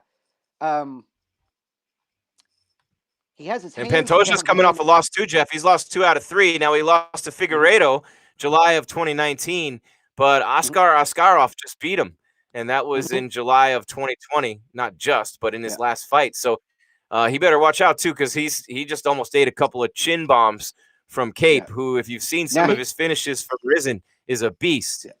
Yeah. I agree. Now, he does have a win over Brandon Moreno, though. And so he's been in there with a guy who's fought for the title. And I guess that's maybe the biggest, that's definitely probably the biggest win on his record as of late. But Cape, Back man, in he keeps his hands down. He keeps his hands down, and he's really good at judging distance. Like, he could just get inches out of the way. But right now, neither one of these guys have taken control of this fight. This is anybody's fight. Nobody's done anything to the other one. No, and if you're wondering about Pantosia, one of the cool things about his career, he won the inaugural Access TV Flyweight Super Fight Championship, and that was when they had RFA versus Legacy. So that was pretty fun, if you guys remember that. He was an RFA champion, so he's had some belts. Yeah, he's been in some big fights. Both these guys throw pretty hard for 25ers. I mean, no 25ers throw super hard, obviously. I mean, it's easy for me to say, but, relatively speaking, Figueiredo's the guy who gets the most credit for throwing heavy hands, but both these guys have some thunder in their fists. Oh, yeah. Yeah, they've definitely got heavy hands, both these guys. The speed of this division is what's so crazy to watch, man. I mean, the hand speed and the speed of the kicks, it's crazy. I would much rather fight somebody who's slower than me, than one of these guys that, even though, like you brought up, maybe they lack the power, they're going to hit you 35 times before you can get out of the way. Yeah, no kidding. And they're both very fast. So far, it's been, I want to say almost even, but Pantosia maybe a little bit ahead. We're getting closer and closer to the main event. And Frankie Edgar is the co-main against Corey Sanhagen. So this one right here, Jeff, is, very high level. The Dariush fight against Fajeda was very high level right before this, between 2 really highly ranked fighters. And Pantosia landing some big right hands. Now, Cape better be careful. Yeah, I mean, he keeps his hands low down by his waist, man. And while that does get people to come in, and if you're a counter striker, it can definitely work well. You saw Anderson Silva make a whole career of it, right? And boxers do the same thing. But it also is leaving him while he's getting hit, and so he's going to have to change something up. Your defense is not working. You're getting hit. But he's not out of this fight by any means. I mean, I feel like what you said is right. Pantosia is slightly ahead in this fight, but neither one of them have had that wow moment yet. But I think he's definitely winning. I think he's landed more shots, but he hasn't damaged Cape, really. He wins the battle of the stashes in the UFC overall. I like his mustache is pretty dope. It's on point. And he is landing some more big rights. Yeah, very focused and determined is Pantosia. When you look at him in there, I mean, just a tremendous competitor. Like watching both these guys. It's a good fight card. When everybody was dissing this fight card, I mean, we're all spoiled now. I mean, look, Conor McGregor can't fight every week. Khabib's done. Stipe can't fight. And Ngannou, I mean, look, you gotta appreciate week by week what the UFC rolls out there. I mean, an NFL game is still an NFL game, and a UFC fight is still a UFC fight. So on Super Bowl weekend, had to throw the NFL reference in there, Jeff. Who you got, by the way, tomorrow? And I'm gonna pull for Brady, man. Why not? I don't care one way or another, but I'm like, I gotta go for the old guy to get, who switched teams and took that team to the Super Bowl. I don't know, man. I don't watch the NFL because I used to be a Dallas fan, and so now I just don't even watch. Round 1 in the book. So you don't even watch Jerry Jones train wreck. I'm a Cowboys fan too, ironically, and it is a train wreck. But man, at least the other teams in the division aren't good now, and that kind of helps a little bit. But I'm telling you, man, Brady and the Buccaneers. Now, one of my good friends, his name's Jake Arians. His dad, Bruce, is the head coach of the Tampa Bay Bucks. And I also know BA from when he was out here with the Cardinals. And, in my previous life, I was actually a sportscaster for, 20 years covering all the sports. I've done Super Bowls, Radio Row, all that. And football, I love football. I love the NFL. Bruce Arians is one of the greatest guys you'd ever meet. And he goes to Tampa and brings that swag with him. All of a sudden, you bring Brady and Gronk in, and they lost their tight end earlier this year. So getting Gronkowski to come in with Brady was a big thing for them. But all in all, man, when I think about it, and I think about that game, nobody's really talking a lot about Kansas City's offensive line is so banged up, man. And that defensive front of Tampa is good. They're fast. They're strong. I think it's going to be a really close game. So I was talking to one of my buddies at a sports book, and I said, this should be Tampa and the under. The over-under is 56, so Tampa and the under, Jeff. There you have it. There you go. You definitely keep up with it more than I do. I'm going to watch the Super Bowl tomorrow mainly for the commercials and to see if Brady can win another one. My interest in all sports for some reason has waned this year. Kentucky's having a terrible basketball season, so I don't even want to watch that. And football, I don't know, man. Yeah, interesting fight here between Alexandre Pantosia and Manel Cape. Pantosia is a very, very high-level fighter, 5th in the world, even though he's coming off a loss. His jiu-jitsu is on point.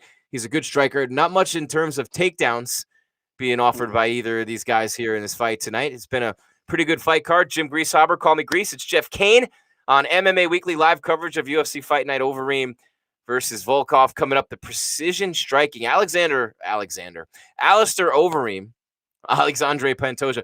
Alistair Overeem has the highest percentage of significant strikes landed in UFC history, and he's not the more precise striker in this fight, if you ask a lot of people. Because Volkov can hit, he's a friggin' pterodactyl to begin with. He can hit you from across the cage with those arms, and you saw that at the weigh-in. Overeem's not a short dude, but in this fight, he is. When you're 6'4", and your opponent's towering over you, in Volkov's case here, unbelievable. 6'7" versus 6'4". Not very often is Reem the shorter guy in the cage. No, and I think Alistair's going to have some issues with the reach. And so his game plan's got to be to get to the inside and work his depth.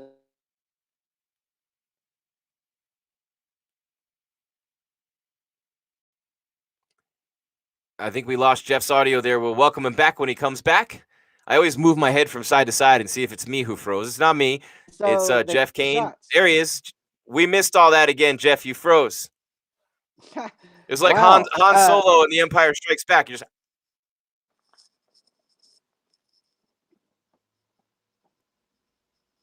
nice. That's how I want it. That's how I'm frozen. So whatever you said about Volkov striking, that I'm sure was brilliant, we missed it. So if you don't mind repeating it. I just think I think Overeem's going to have issues getting on the inside. I think that's going to be a big problem of his tonight. And where Overeem a lot of times gets himself in trouble is he backs up to the cage. We see Junior Dos Santos do that a lot, and that's where they get in trouble because there's nowhere else to go. And so I think Overeem has to get on the inside, work his knees, elbows, maybe even try to get takedowns in this fight. I think he's going to have a real hard time standing with Volkov. That was one of my favorite lines in movie history when Han Solo called Lando Calrissian a scoundrel. You're a scoundrel. It was great. I love the first 3 Star Wars. They really weren't the first ones. I don't know. They messed it all up when Disney bought it, but shocker there. But, I'm telling you, man, this fight card, Jeff. Oh, and Pantosia just landed a big right. But we already had a great performance by Danilo Marquez, who defeated Mike Rodriguez, tech sub, rear naked choke. We had Beneil Dariush with a split decision over Carlos Diego Ferreira. And then we have this fight right here, Pantosia, number 5 in the world at flyweight, with Cape coming in, former Risen stud over there. And then we still have 3 more fights. So the rebirth, the renewed Michael Johnson, which Michael Johnson will show up tonight. Can't wait to see his fight against Clay Guida, who's 39 years old. And then you have Corey Sanhagen against Frankie Edgar, looking to make his way back toward a title shot now at 135. The Answer back in the octagon tonight, coming off a big win. And he got beat up a lot in that fight over Pedro Munoz in August, and I was there for that one. And what a performance by Frankie that night against Munoz, who nobody thought Frankie was going to beat, kind of like tonight against Sanhagen, who's coming off a win over Marlon Moraes following a loss against Aljamain Sterling, who's fighting Jan for the title next month. I know you guys are following me here. And then our main event, 5 and 6 in the world at heavyweight, Volkov and Overeem. The loser will be obviously out of the title picture overall. Volkov's not really in it. Overeem's not really in it right now. But in a division, Jeff, that's pretty thin at the top, like heavyweight right now in the UFC, you have obviously John Jones is moving up, and that's the biggest news in the heavyweight division right now, besides Stipe and Ngannou coming up the end of March, when Stipe, who says, by the way, he's training a lot of speed right now because speed kills, and he's looking forward to showing off the new and faster version of himself. And then Blades and Lewis fight this month. There's numbers 2 and 4 in the division. And then Rosenstruik is fighting Cyril Gane. And remember the last time Gane fought? We love Cyril Gane. I mean, what an outstanding fighter he is, and a big-time test coming up for him against Jairzinho Rosenstruik. And that's the headliner coming up later this month as well. And that replaces the Dominic Reyes fight, which fell off. And Reyes was set to fight the other dude who came over, a world champion, and from what was it? Was he? I don't know. I'll get that in a second. I can't remember, but I'll look it up. Yeah, we're getting ready to see. Yeah, no, we're getting ready to see a lot of turnaround in the heavyweight division. As you just brought up, you listed all those matchups, which is what makes tonight so important. And because Overeem with the win tonight, and half of everybody ranked in front of him, half of them are going to lose in the next month. They have to, because they're matched up against people in the top of the division. And so we're going to see a lot of movement. And like I said, that's what makes tonight's fight for Overeem and Volkov so important, is because once the dust clears in the heavyweight division, they might be sitting as the top contender. Yeah, they might. And when you look at those rankings and you look, I mean, Rosenstruik and Cyril Gane, one of those guys is going to, I think, have a better claim to a title shot than Overeem would with a win here even. But given the fact that he's 40, given the fact that he's going to be 41 the next time he steps in the cage, you would have to think it's February. He turns 41 in May. Maybe there's a quick turnaround, but I doubt it, as we get set for round 3 between Alexandre Pantosia and Manel Kape in a pretty good fight at flyweight, Jeff. You have Blades and Lewis fighting each other. You have Rosenstruik and Gane fighting each other. Right now you have Overeem and Volkov. So the top 7 guys with Stipe and Ngannou included there, they're all fighting each other, literally all fighting each other. And it's pretty awesome to see. Yeah, there's going to be a lot of movement. I think what's going to come to play in a title fight picture is what happens with COVID, right? If the UFC is able to travel, Overeem would be a huge draw in Japan. Huge. And what a place for him to finish too. Yeah. Yeah. And so it just kind of comes down to what the COVID world's going to allow us to do through 2021 here. Because the UFC would love to go different places other than Abu Dhabi and the Apex, right? But they just can't right now. But I'm telling you that if everything opens up and the travel opens up and restrictions get lifted and the vaccines get rolled out like they could be, you could see Overeem in a title fight in Japan in his next fight if he wins tonight. I mean, that would be, for purists of the sport, obviously, with what he's done in his career over there, that would be dope, Jeff. That would be all kinds of dope right there. Yeah, I'm just I'm working for Overeem's management team right now, Jim. And then Volkov. What's your cut, man? I wouldn't be surprised, man. You actually vote in the rankings for the UFC and Bellator. I mean, I'm working with a high-level dude here.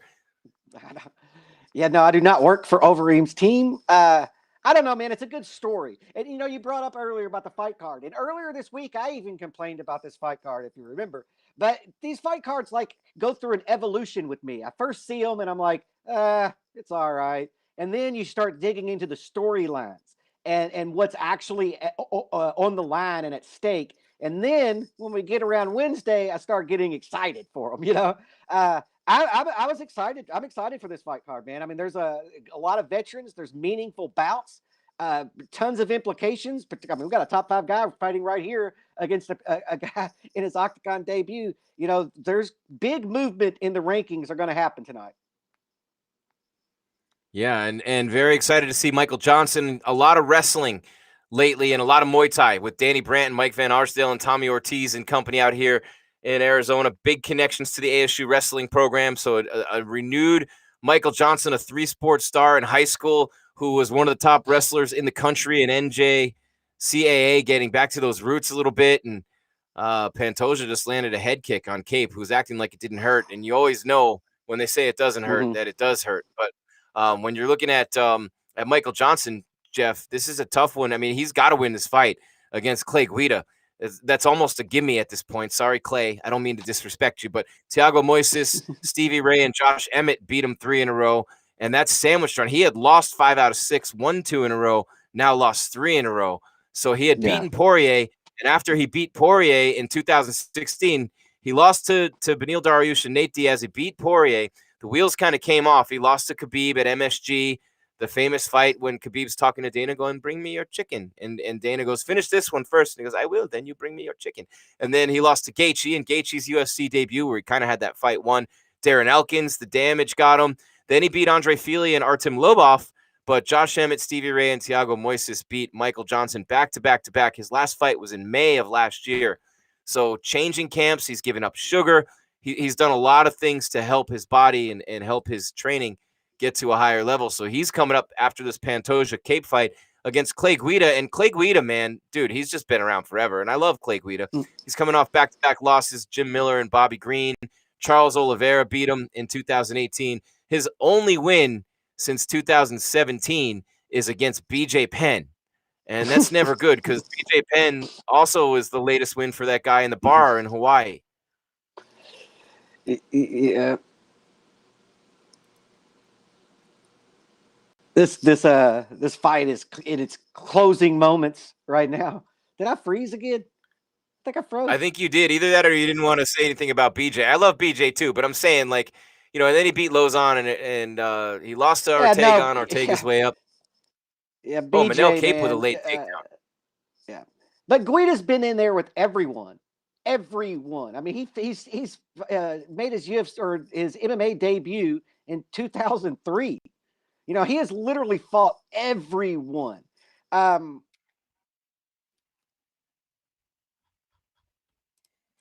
both guys think they won, Cape and Pantosia. Did Jeff freeze again? Yeah, Jeff froze a little. He'll come back in a minute. But picking up on his point, I mean, Clay Guida, his UFC debut, way the hell back. He was king of the cage for a while. He was in Strike Force. So his Strike Force debut was in 2006. So, yeah, speaking of your point, Jeff, you froze again, but I was just picking up on your point with Guida. I mean, you think of some of the guys he's fought in his career and what those guys are doing now. So the thing he fought Josh Thompson, Gilbert Melendez, right? Dean Thomas. We all know what Dean's doing these days, right? Let's see who else is in there. Mac Danzig. There's a name you haven't heard in a long time. Nate Diaz, Diego Sanchez, Kenny Florian, Anthony Pettis, Benson Henderson, Gray Maynard. I mean, fought everybody. Just everyone. Joe Lozon, BJ Penn, everyone. And whenever they were relevant and in their primes. Yep, and a 6-time fight of the night, 3-time submission of the night. He's in the Fight Wing Hall of Fame of the UFC Hall of Fame for that throwdown against Diego Sanchez. I mean, at the Ultimate Fighter United States versus United Kingdom finale. Let's see. I'm gonna mute myself, Jeff. People will probably love that, but I'm gonna hear Buffer here announce the winner. Okay. Yeah, that fight is over. Went the distance, and the last one went to a split decision, and so you don't know what's going to happen right here. I felt like we had a clear winner in this fight, but we're going to see what the judges have to say. But I am not listening to it. Okay. They gave it to the right person.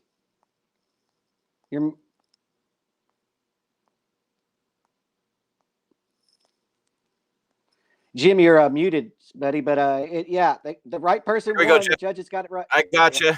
One judge was 30-27, and 2 of them were 29-28, Jeff. My bad.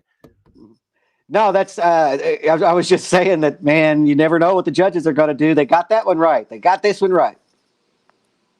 It's UFC Fight Night, Overeem versus Volkov, right here live on MMA Weekly. Jim Grieshaber, Call Me Grease, and Jeff Cain, being brought to you by, powered by, driven by, whatever you want to say, revitalized by CBD Emporium, featuring Level Select CBD. I use both. Bray talked about Reggie Jackson and Bob Welch on this show. Why not Steve Garvey too? But you can get yours right now, speaking of Level Select CBD, from CBD Emporium for 50% off. That's 50. 50. I'll sign it for you who can't hear me. 50%. The code is MMA50. The landing page is stayinthefightmma.com. Stayinthefightmma.com. MMA50, the code for Level Select CBD from CBD Emporium. Jeff, I took a bunch today. I did the tincture under my tongue every day, and the creams are unbelievable. And I was telling you guys before the show, you take the cream, you put it on all the little sore areas. I hiked a mountain and I kickboxed yesterday at 49. I got to have my head examined. And you put it on and it's mint. So afterwards, when you're done putting it on, you just go real quick. It's like a Vicks inhaler. So it gives you that little pep, that little wake up, clears out the lungs, clears out the nostrils. All in one. You're welcome. 50% off. MMA50. Stayinthefightmma.com. There you go. It'll make you feel better, and I hear it makes you better looking. Well, if that's the case, I'm going to take a lot more. I need it.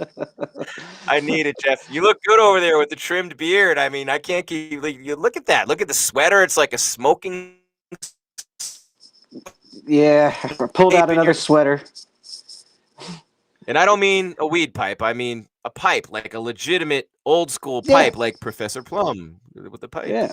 I don't know. Yeah. Sherlock You know what I'm Holmes, talking about. yeah. Who's the famous Popeye? Popeye had the pipe. There you go. Popeye did have a pipe. Popeye had a pipe.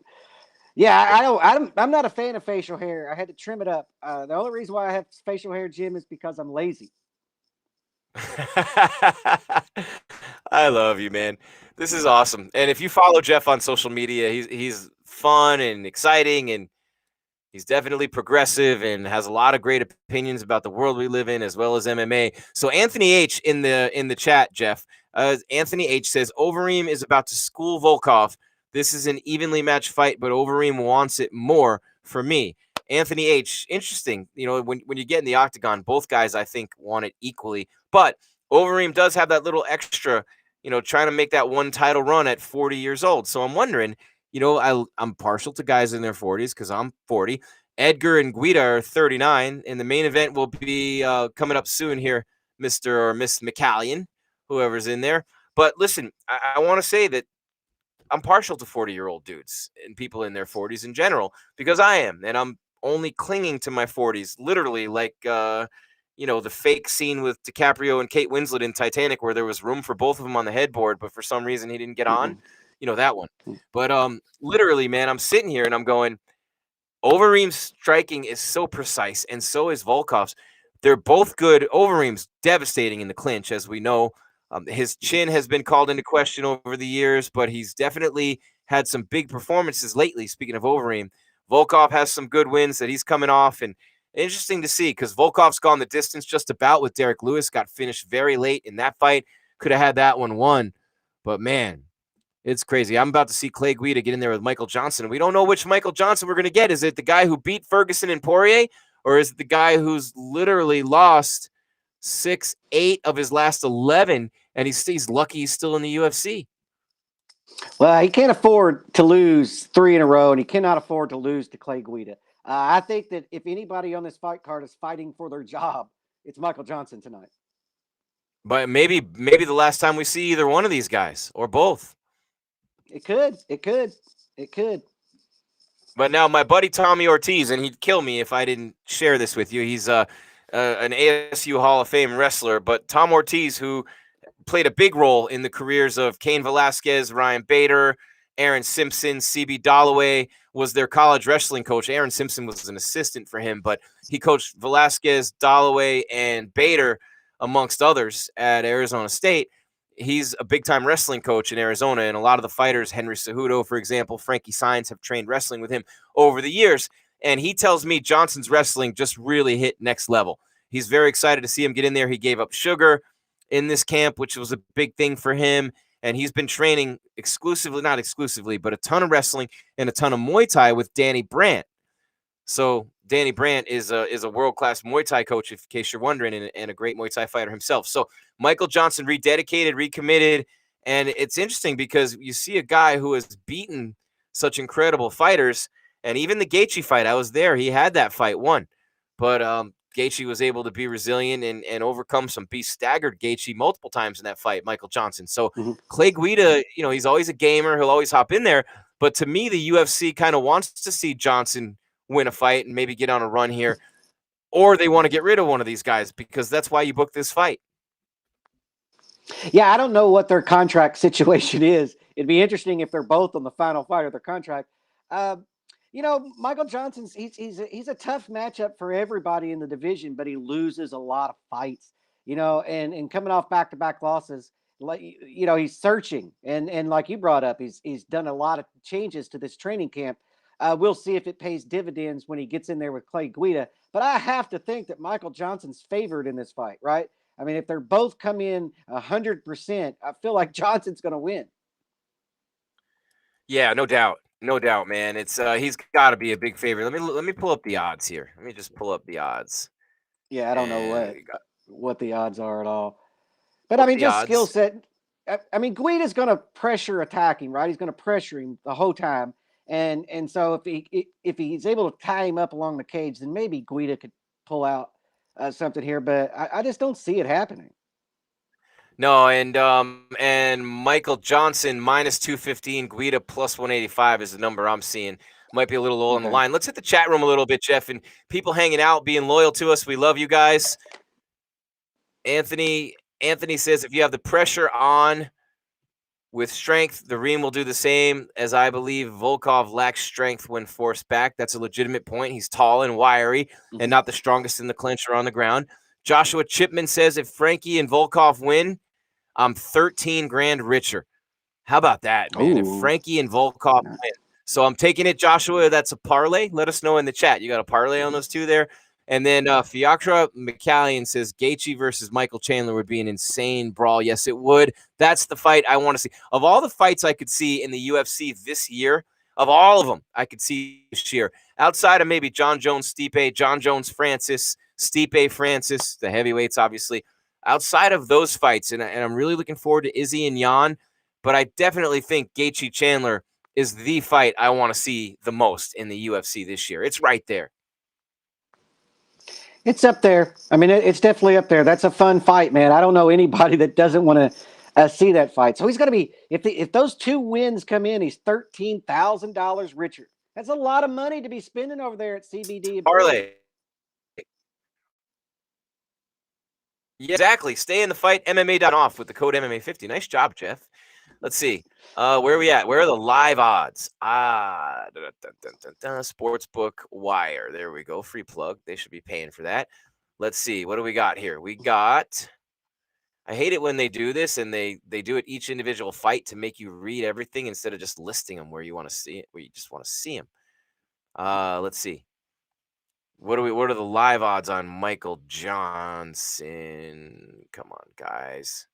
I don't know. I mean, they're trying to get news from these websites, and they're just promoting their own crap. I want to see the odds. I mean, Johnson's got to be a decent favorite in this fight. He's got to be. Yeah, I think that Guida only has one path to victory, and that's if he's a better wrestler than Michael Johnson and does that all fight. I feel like Johnson has all kinds of ways to win this fight. All right. Props to Odds Shark for giving me what I want. Thank you. Appreciate that. Not that hard. Customer service dying in this world. Boy, that octagon looks nice in the Apex, Jeff, as Michael Johnson and Clay Guida. Now, how many fights has Guida had? We talked about this earlier. And we have someone else. So we have Dariush at the podium, and we don't want to miss this. We'll get to Dariush in just a minute. But these two guys coming up, Michael Johnson has 33 fights, and Clay Guida has 55. So 88 fights in this one coming up. And as we await Beneil Dariush at the podium and Johnson versus Guida in the octagon, let's go to Vegas at the Apex, the MMA Weekly cameras, and Beneil Dariush victorious tonight over Carlos Diego Ferreira by split decision, whatever, split. Go ahead. Knowing the tough opponent that you're going to have, but how I'm going to step away real quick. Maybe you thought in your head that it would happen. Game plan was defense, and I threw it out the window, but I had fun, so it wasn't like what I thought it was going to be. My wife just called me and yelled at me, and she said that was not the game plan. But I enjoyed it. And then immediately after the fight, I was really emotional, you know. I said something that was a little bit off. I said I feel disrespected by the matchmaking. It's actually not the matchmaking I feel disrespected by, because, you know, Sean Shelby tried to match me up with a top 10 when I fought Jakar. I was supposed to fight someone top 10, didn't work out. And then with Scott, I was supposed to fight someone top 10, it didn't work out. And then finally I got Diego, someone who I had fought before. So, you know, I didn't put my sentences. I didn't word my. I didn't elaborate properly. My issue is with these guys looking at me at high risk and low reward. These top 10 guys look at me like I'm high risk and low reward, and they want nothing to do with me. And that's just it's a little bit disappointing. You know, I appreciate Sean Shelby. He's called me every time, and he's talked to me, and he's explained his situation. So I was a little bit off about that. So I got to say sorry to Sean. Sorry, Sean. Well, I'm glad you clarified. I was actually going to ask you about that as well. I thought it was pretty interesting that outside of just being upset for yourself that you weren't getting matched to the right person, you were also upset that Diego obviously wasn't getting the right people that he should have deserved as well. You know, I think that's why I actually got more emotional. Because Diego is 36, going to be 37 soon. He put a win streak that lasts 5 years. I really thought he deserved someone even higher than me. I was 13. I thought he deserved someone in the top 7, maybe top 5. So maybe that's why I got so emotional. It's for myself. I'm not really the kind of guy who gets too upset about these things. In reality, I don't think anyone deserves anything. I watched a guy like Max Holloway get 10 wins in a row before he fought for the title, and I'm not going to sit here and act like that. But 5 years without losing for Diego, and then to come in here and to have a war with me, I thought maybe we could do this closer to the belt, if not for the belt. And I know Dana has said in the past, I can't make a fighter fight anybody. I can't make them choose who they are. But do you think that there is a point when guys are getting either into the top 10 that maybe some of the control of who their opponent is should be taken out of their hands? Like you said, that what I'm inferring is that you think a lot of these guys at the top 10 are just choosing to not fight you. Do you think at some point it should be maybe not their call, that when some guy's earned and he's on a heck of a streak, that you have to fight this guy? I come from a totalitarian world country, and I like capitalism. I like where you get to have decisions and I get to have decisions. So I'm going to go with a no on that one. I think everybody deserves to have a voice in the matter. And if you could break down a little bit about that, I know you said the game plan was defense, but if you could kind of elaborate, what was the plan coming in for him, and at what point did it sort of just go out the window? So the game plan was to engage with him with the striking. I felt like I had a better speed, timing, so I can touch him, make him miss, touch him again. But I would instead touch him and then get touched. And then touch him and then get touched and then do the takedown. The goal was touch him, don't get touched, touch him, takedowns. Work the takedowns, drag him down, and just kind of suck the life out of him. But it didn't work out, and we had a war, and I had a great time. But I think I could have been a little bit defensively more aware. Well, it probably goes to show one of the first things you said. The post was the game plan was kill or die. Every fight I have, that's my mindset. It's not my game plan, but it's my mindset. I'm going out there. It's either kill or die. And if you look at all my fights, I've either gone out on my shield or I've gone out there and left my heart on the, left my heart out there and come out with a win. It's always either been a finish or it's been a 3-round war. It's not often you'll see me where I'm just, I'm looking to win by points. If you don't mind maybe sharing the personal critique of the wife, how did she break down the fight and what did she say that you were doing wrong out there? So they accidentally drove us back to our hotel. They didn't realize I was supposed to be coming here. And I called her. I was like, okay, I got a little extra time. And the first thing she said, so what happened to the game plan? And I was like, my love, I got to go do the interview right now. We're at the tent, so I got to go. And she's like, I got 1,000 things to say to you. So before I came in, she finished with, I got 1,000 things to say to you. So I'll let you know how that goes. If you really want to know, call me back. Hopefully she takes it easy. Wow. Yeah, hopefully. All right, well, I guess looking forward, if you were able to have a say, I know you want to go back and you want to rest and you want to take some time to heal up. What's the immediate next after this? And if you could call your shot, what are the people on your list? Who are the people that you maybe aren't ducking you or doing whatever, but who are the guys that you think that you should be walking in there next? I don't know. I'm over that. My thing is I want to fight late April or May. I'm gonna have a daughter in June. That's right, congratulations. So thank you.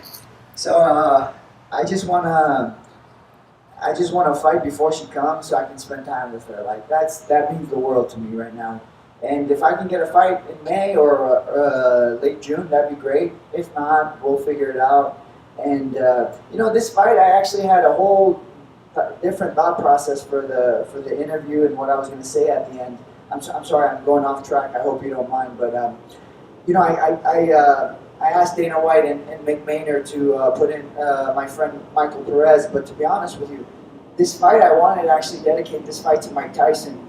I don't see Mike Tyson a lot face to face. I'll see him once in a blue moon, but my coach works with him, But he doesn't realize how many people he's inspired.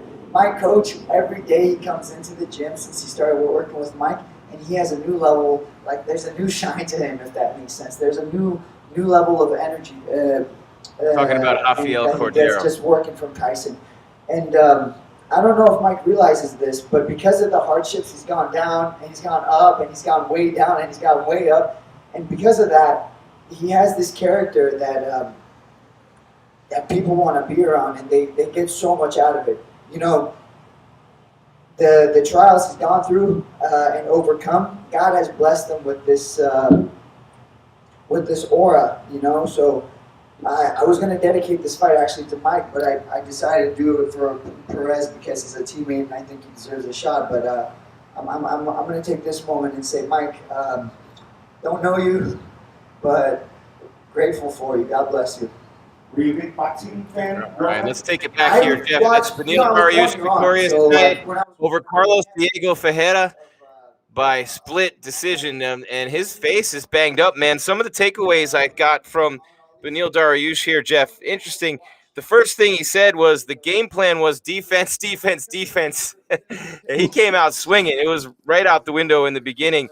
He said the first thing that happened was his wife called him and yelled at him about the game plan and how he didn't stick to it.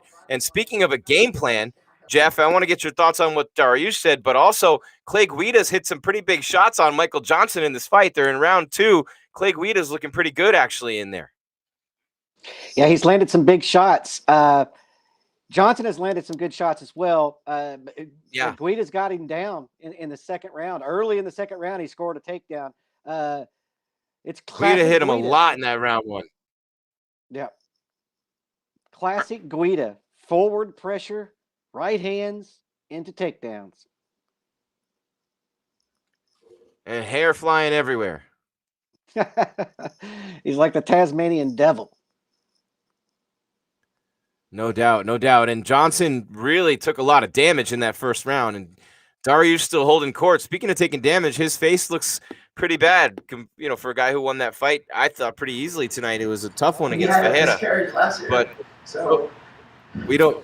When they put that trophy in front of me for the Hold on, we got Guida and Johnson. That was all I could think about. Was Dariush, is he crying? I never got to meet. What's he I never saying? got to meet my baby. Never got to give you a name, but I loved her dearly, and I'm gonna love you forever. So this is, I guess, my second baby. I'm so sorry to hear about. Oh wow! Your Yeah, we'll take it back from that. That's going into now. You're that's pretty amazing. If we can, let's kill that sound from the press room if we could. That's wow. Okay, well he's got, I guess, a second baby coming, and I've actually lost 2 to miscarriage. So not me personally, but me as the father. And that's a tough one. So Beneil Dariush, heart goes out to him, but he's really on fire. He's won a lot of fights, Jeff. A lot of guys in the top 10 haven't wanted to fight him. Who he called out in the cage. Remember, I was looking for clarification on that earlier. He called out the matchmakers, Maynard and Shelby, and he came right in and apologized for that in the press conference. So maybe he got a talking to, maybe he didn't backstage. But sometimes you're in there, and that's the danger of a live interview, right? Right after a fight. In the cage when you're getting beat up for 15 minutes and then there's a mic in your face, in this case, not in the cage or in his face, but you know what I'm saying, socially distanced right after the fight, the emotions sometimes come out a little bit more, and he apologized for that. But the whole point was not lost, and that is he wants to fight some higher level guys, and he deserves it. So let's get him in there with some highly ranked fighters and see where he fits in this mix at 55. Yeah, he's echoed what we said earlier. We felt like they should have maybe been ranked higher and got higher ranked opponents. That he was kind of upset that they were both on good winning streaks, and now one of them's not on a winning streak tonight, after building that over a series of years. and I get what he's saying. I mean, I understand exactly what he's saying. But yeah, I don't know if it's smart to call out the matchmakers since they hold your future in their hands. Yeah, no, you didn't want to do that to Joe Silva, that's for sure. No, That not at never all. ended well for people. No. Have you ever watched the documentary on him? Oh my God, it was he's tops in the business, man. Retired now, of course, but Clay Guida taking it to Michael Johnson tonight. Jeff Johnson he doesn't look like the Johnson that we thought might show up, or I thought might show up. But he's still in there. Took a lot of big shots in round one. Guida's just relentlessly going for takedowns, as you said. And this is a pretty entertaining fight between two veterans. I mean, we talked about it. 88 fights between them. 88 fights between these two guys. And that's the second highest number on this card tonight because Overeem and Volkov are at 106. Yeah, there's a lot of experience in there right now. I mean, Johnson has a little bit of success. It's the constant pressure of Guida is giving him problems. And he ate a huge right hand in the first round, and so maybe that's affected Johnson. But I agree. I expected to see a different Michael Johnson tonight. What I'm seeing is a great Clay Guida. I'm not seeing anything because my TV froze. My internet connection froze. Well, the second round is coming to a close. Clay's working for a takedown against the and so that's how that round's played out. We'll see what happens in the third. But right now, I feel like Guida's winning this fight. Yeah, do you think it's 2 rounds to none? Because most people, you could see, how you see the tweets on the screen throughout the round. Most people were saying 10-9 Guida, round 1. So what about 2? I don't know. I felt like Guida's definitely setting the pace. He's landing shots. He's dictating what's happening. So you got to give him that. Johnson had a little bit of success, firing off right there towards the end inside the pocket. He landed a couple of combinations, but Guida just ate him and continued to move forward. It could very well be 2 rounds to none. There's no question in my mind that Guida won the first round, though. No doubt, right? No Yeah, doubt, man. I don't see how he didn't. Yeah, no, and it's looking like it might go the distance, and they're running a promo right now for Usman versus Burns. A lot of people taking Gilbert Burns. A lot of people taking Gilbert Burns. It's going to be a tough fight. It's going to be a real tough fight. All right, the third round is getting ready to start. Brought to you again by U.S. Army. The UFC broadcast, that is. Free plug, Jeff. Free plug. Yeah, it's the Army, man. Why not? They're kind of useful Why not? for us, They're kind of useful for us. I just thought that. What kind of a shithead am I? Ungrateful bastard of an American that I am. I will give free shout outs to the military, and that might be it. Yeah, I was going to say, you cover the label on your iced tea. Yeah. I do the same on my water. Like, hey, my favorite one was Adesanya after the Romero fight in the press room, and our producer on site will remember this one. Back in March of last year, Adesanya takes the monster and chucks it off the podium and says, "They don't pay me." It's like, oh, but they pay your boss, so it's probably not the best thing. Yeah, they sort of pay you, just indirectly. I don't like plugging anything that, send me a case of sweet tea and maybe I'll plug it. I do like that sweet tea, though. I mean, I'm not opposed to like free plugs, but man, I am. What am I saying? I'm opposed to them. You're opposed to free plugs. Yeah, you are, definitely. But not for the U.S. Army is what you're saying, because you're a real patriot. Yeah. But Michael Johnson, who was a minus 225 favorite coming into this fight, getting worked by a relentless Clay Guida. If you were looking for big odds on this one, Corey Sanhagen was the one guy you didn't want to bet. He's minus 400 over Frankie, who's plus 3. Ooh. I would throw down $100 on Frankie in this fight. I don't think Sanhagen's that much better, but I will see. And that's one thing about it. That's why we have the fights, right? And anything can happen. And Frankie's a champion, and he can wrestle, and he has a chin, and he can strike, and he can do a lot of things in there. And then Overeem is plus 160, minus 200 for Volkov. So that's why the Edgar Volkov parlay, I'm guessing, was bet by all the lights just came on in the studio. Nice. See, all the lights just came on as I'm sitting here. Well, it's better than them all going off. It's better than them all. Yeah. Oh, do you see my shiny head now? Nah, not really. You look great. You look great. Yeah, Guida's Oh. got another takedown here with there's 2.5 minutes basically left in the third and final round. Guida has Johnson on the ground against the cage. It'll be interesting to see. Like I said, it's hard to watch the fights and talk and stuff and Right. actually get a good indication of who is winning, unless it's just really one-sided. I feel like every time I look up, Guida is working for a takedown.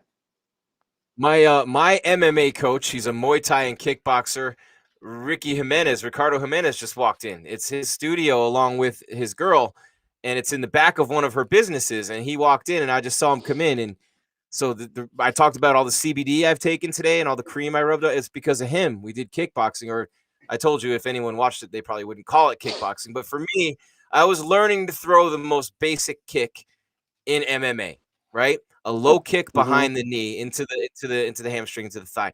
So that's what caused me to feel like I had fought 5 gorillas yesterday. And when I was telling the stories about how much, so Ricky just walked in. He's an undefeated fighter himself. He trains fighters here in Arizona, and he's a great dude. But it's okay. So that's why the light came on. You all of a sudden saw my shiny head. Yeah. Update on the fight. Clay Guida has Michael Johnson's back, and he's trying to lock in a rear naked choke. And Johnson defended it. That was Johnson was in a very bad spot right there. It took him about 30 or 40 seconds to defend that choke. He did defend it and get out of it. But Clay Guida's got a body triangle on him. Johnson's in a bad spot right here at the closing minute of the final round.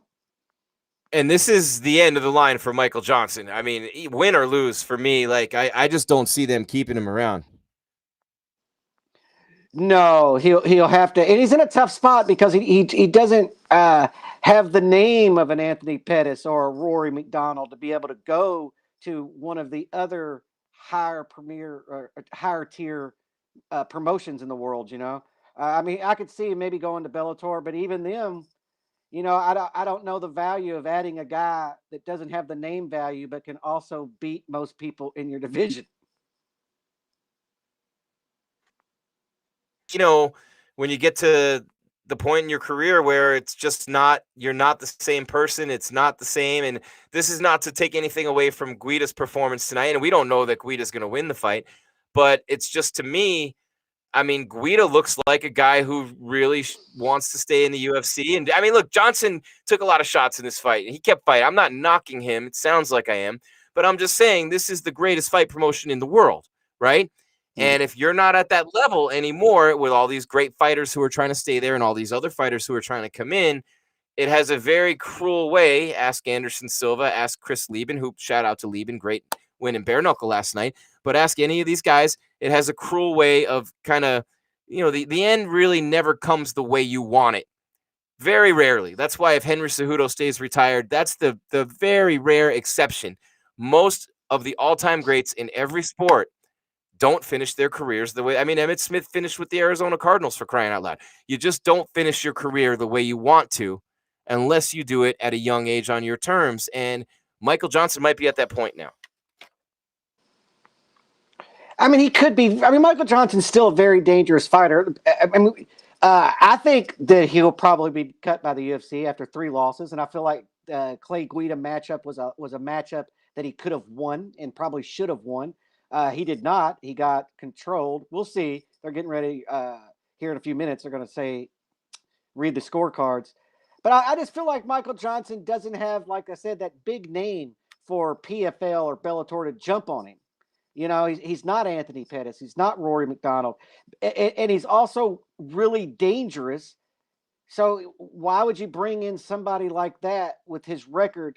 He's just hard to promote. I'll put it that way. He's hard to promote for another organization. So I don't know where Michael Johnson goes from here, man. I have no idea where he goes from here. I'm about to read the scorecards. All 3 judges, unanimous decision. Guida. Well, I think we just figured out one of the 60, unfortunately. But that's a tough one for Michael Johnson. I mean, you had to think that this was at this point a fight that he really needed to win and really should have won. Guida, look, Guida's a great competitor. He's an all-timer. I love him. But that's for Michael Johnson a devastating loss tonight. Well, a lot of Johnson's losses are to really tough competition and highly ranked fighters. This one is not. This is a aging Clay Guida. Now, Guida, I love Guida, man. I mean, trust me, we're long-haired brothers, man. When every time we see each other, we compare hairdos. He's a good guy, man. It's difficult not to like Clay Guida, right? But he's not top tier in that division. And now Michael Johnson's on 3 losses in a row. I just don't see where Michael Johnson goes from here. But Clay Guida, man, picked up a solid win. Picked up a solid win. Yeah, and good on Clay. Like I'm sounding like, I mean, I don't like the way I sound when I talk the way I just talked about Michael Johnson, but we got to be honest and we got to be real here on the show. And, it's a tough one for Johnson, but for Guida, I mean, he looked really good in this fight, and we just saw a really good performance out of Carlos Condit, and now we see Clay Guida. I mean, it's a good performance for him, man. Guida is a guy who's had. Oh, what's so funny? What am I? In his post-fight interview with Cormier, right? They got him over there. Guida's Guida, man. I mean, he's dancing around, he's Guida. Bouncing. Yeah, I mean, he's Guida. ADHD. He's ADHD. Like, but like to the nth degree. I mean, he is. Like, if there's a human energy drink, it's Clay Guida. Look at that guy. Wow, he looked really good tonight. Before I keep dissing Johnson, and again, I'm not trying to diss him, but I'm just being real. I mean, 56 fights, man. 56 fights for Clay Guida, 36 wins. He has more losses than a lot of people have fights, but he's got 36 wins. And this is his first win in 3 fights. He lost to Miller. He lost to Bobby Green. Man, this is a big win for him. And Michael Johnson, who, literally hadn't been in the octagon since, he was there last year. But, man, in May against Moises. But just, I don't know. I mean, does Michael Johnson look like he wants to be in there fighting still? Does he? I mean, I'm just looking for something here because that's what the UFC is going to be looking at when they decide whether to keep him or not.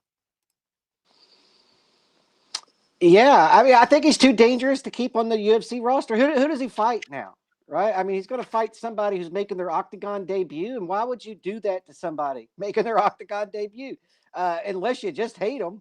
And so I don't feel like Michael Johnson has a place right now. He's going to have to. I don't know what he's going to have to do.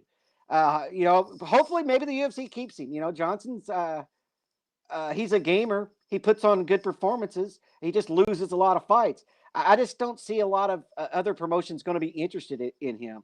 It's there's always a winner and always a loser, man. Clay Guida is riding high right now. Michael Johnson is probably at the lowest point in his career. You know what I just realized, and it's making me smile? We get Clay Guida live at the podium tonight. That makes me smile. That's going to be fun.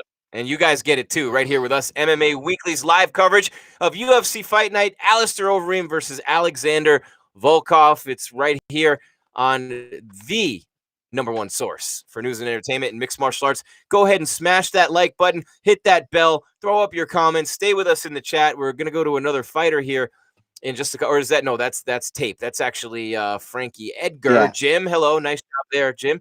But so Frankie Edgar and Corey Sanhagen coming up, Overeem and Volkov coming up. I kind of got robbed too last time I was in Vegas when Frankie won in August, Jeff, because he didn't come to the podium. He went to the hospital, right? If you remember that one against Pedro Munoz, he could barely walk and all. He got beat up really bad, but he won the fight.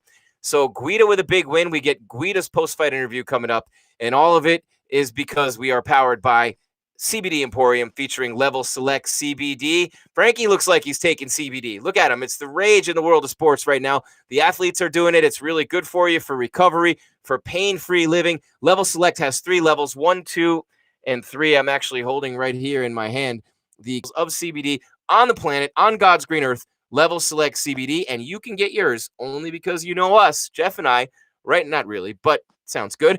50% off with the code MMA50 at StayInTheFightMMA.com. StayInTheFightMMA.com. MMA50 the code. 50% off Level Select CBD from CBD Emporium. Level Select CBD. Stay in the fight. Exactly. Stay Just like in Clay the fight. Guida is doing at 39 years old with 56 Yep. fights. Yep. Yeah, you got it. Just We're like going to see Frankie Clay Guida Edgar's in the doing octagon. in this co-main event, man. You know, Frankie Edgar's the co-main event's getting ready to happen. Co-main event. It seems like a long road, right? We started this 2 hours and 10 minutes ago. Yeah. How in the world did we? Yeah, we did. They usually do 2 fights an hour. You know, so this will be a 3-hour broadcast. We'll get off the air right at 10 o'clock. That's usually the way it goes, and you can test that if you want to. But I've covered the sport a while. I've tested it. It's 2 fights an hour. 2 fights. Enter the Sandman. There's Corey Sanhagen. Yeah, and when you're a professional media person like Jeff Cain, you have it down to the second because you always have something else going on after the fights, especially when you're like, you got a girl you're meeting, you got a club you got to be to, you got a party, you got something going on, a dinner reservation. So as a media guy, you're like, damn, like, all right, there's still 2 more fights left, but then there's the post-fight presser, and who knows when the main event guy comes out. Sometimes that's a 45-minute wait and a disaster in and of itself. I've left the Apex on some nights, Jeff, when I was taking a Lyft or an Uber, and I sat out there for like an hour because it was so late, and there were no, and the Apex is so far away from the strip, there's no damn drivers over there.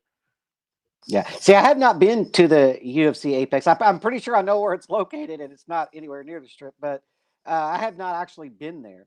But yeah, man, I mean, you cover an event on the East Coast, Jim, you know, and you're getting out of there at like 1. I mean, the fights are over at like 1 in the morning, you know, and by the time the post-fight press conference gets done, it's 3 o'clock in the morning. There's nothing open. There's nothing going on. And then by the time you get everything processed, the sun's coming up and you go have breakfast.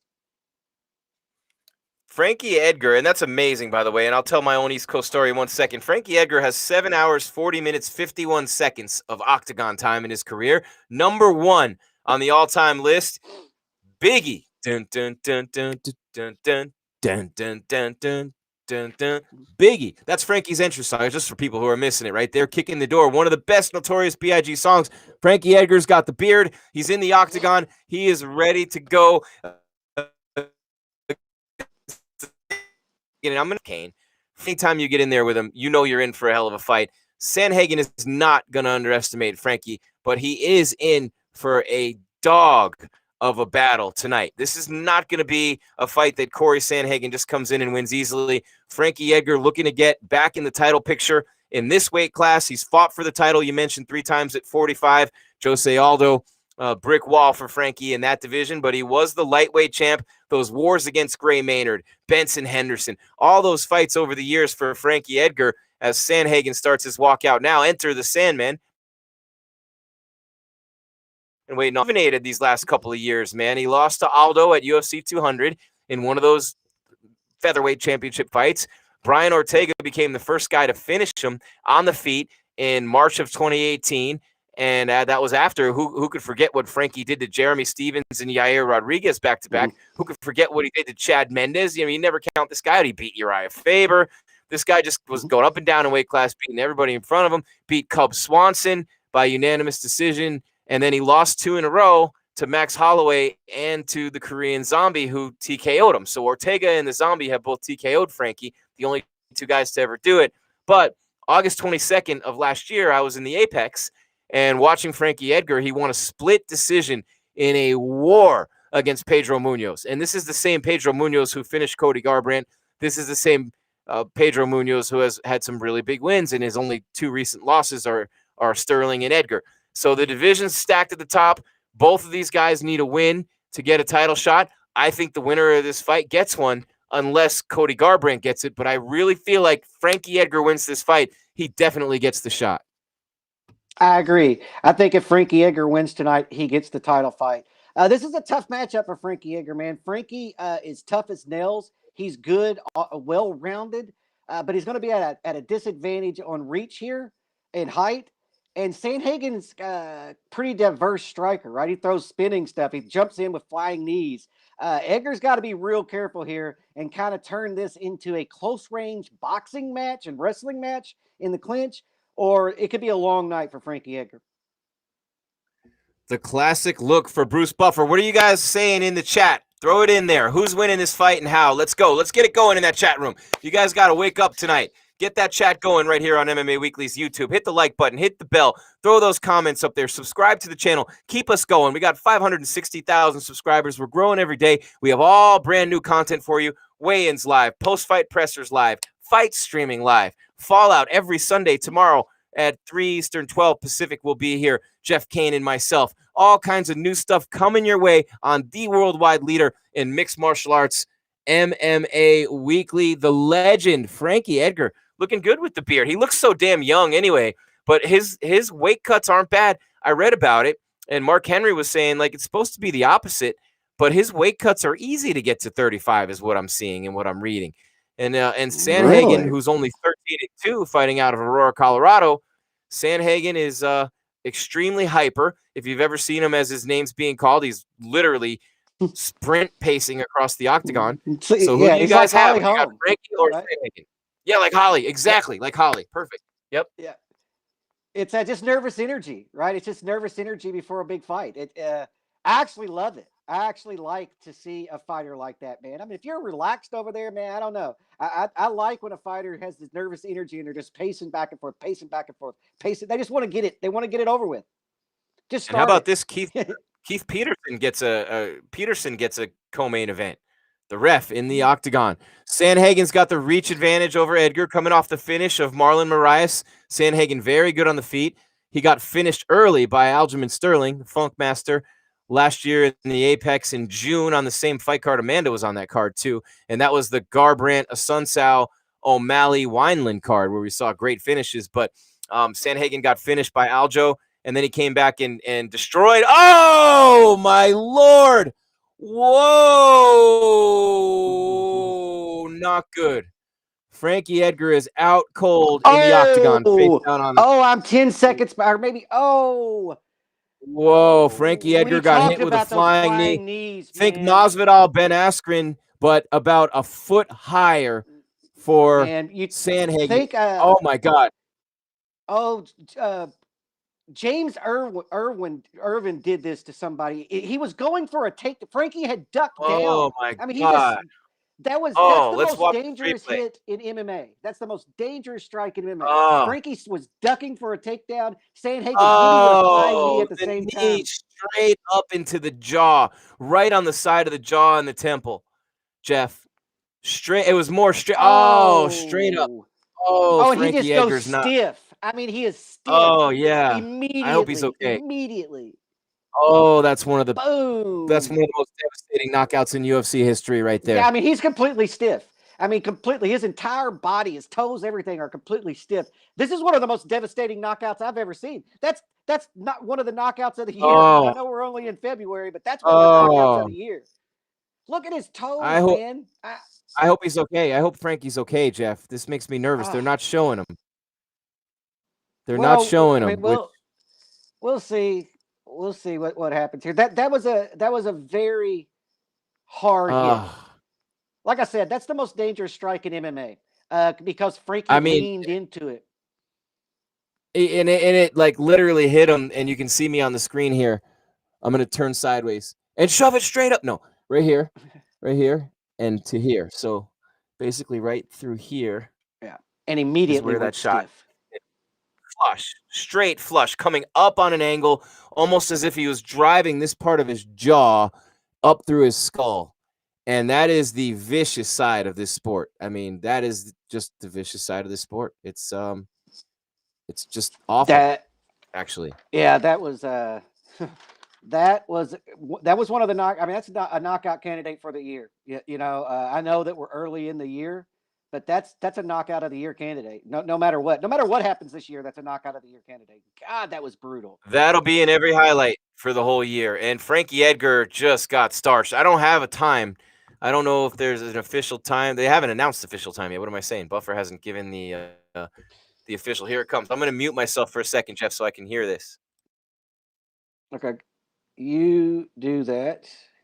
I'm trying to look at that other knockout that I was thinking about. I mean, it was Terry Martin. It was Terry Martin. James Irvin against Terry Martin at UFC 54, which is Chuck Liddell and Jeremy Horn. I mean, they took him out of the octagon on a stretcher, man, and he was down and out for a long time. And that knockout right there reminded me a lot of that one, man. I mean, scary stuff, Jim.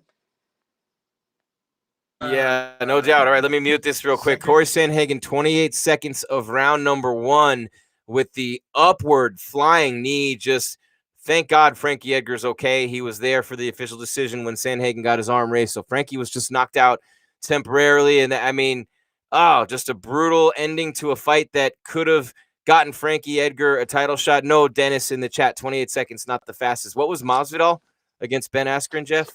And we got Pantosia. I don't know. At the We podium. had a 26-second knockout to kick off the card tonight. So I thought it was like 5 or 6 seconds, wasn't it, Masvidal? It might have been. Ben I mean, Askren. Kid Yamamoto still, in my opinion, him and Bang Ludwig, Dwayne, they have 5-second knockouts, I believe. I don't know, man. Masvidal Askren was 5 seconds. It was 5 seconds. And with that, Jeff, we're going to go to the podium. We don't mean to diss and ignore Alexandre Pantosia, who was victorious over Manel Kape in Kape's UFC debut tonight at flyweight. Here's the number 5 125-pounder in the world, only on MMA Weekly, Alexandre Pantosia. Looking forward for 50 minutes. I come to fight to 50 minutes, and that's it. All the time I'm fighting with Manel, I think Davidson Figueiredo.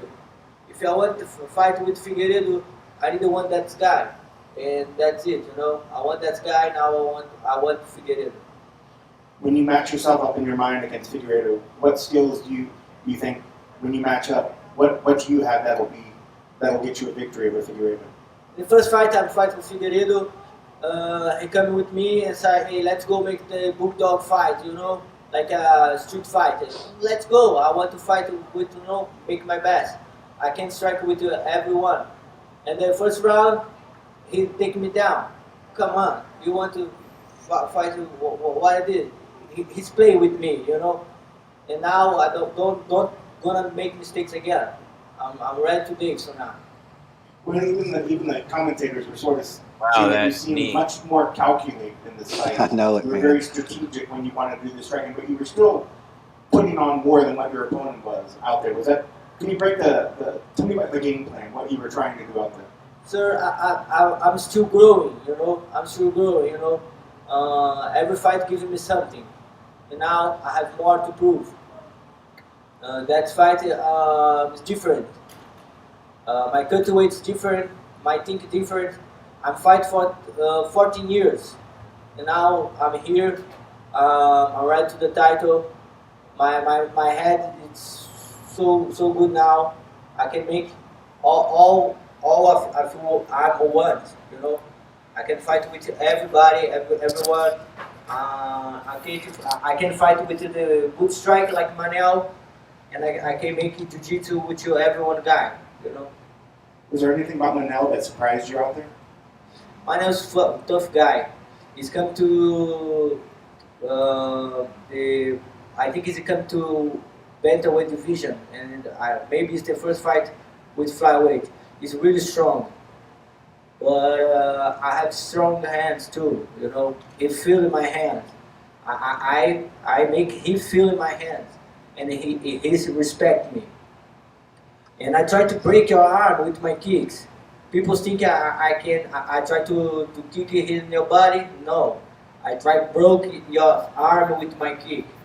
And after like my fifth kick, I feel he don't have more arm to block.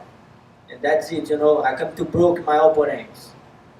When you look back at the time when you fought Davidson last, where's been the biggest area where you feel that you've improved as a fighter? Is it the striking? Is it your jiu-jitsu? Is it the mind? Where do you? Everything's right here, sir. Everything's right here. I have all everything. My coaches give to me all I need. But I have one thing nobody can give to me. It's right here. It's my head. It's my focus. It's my eyes. One guy said to me, my eyes split blood. Can see my eyes.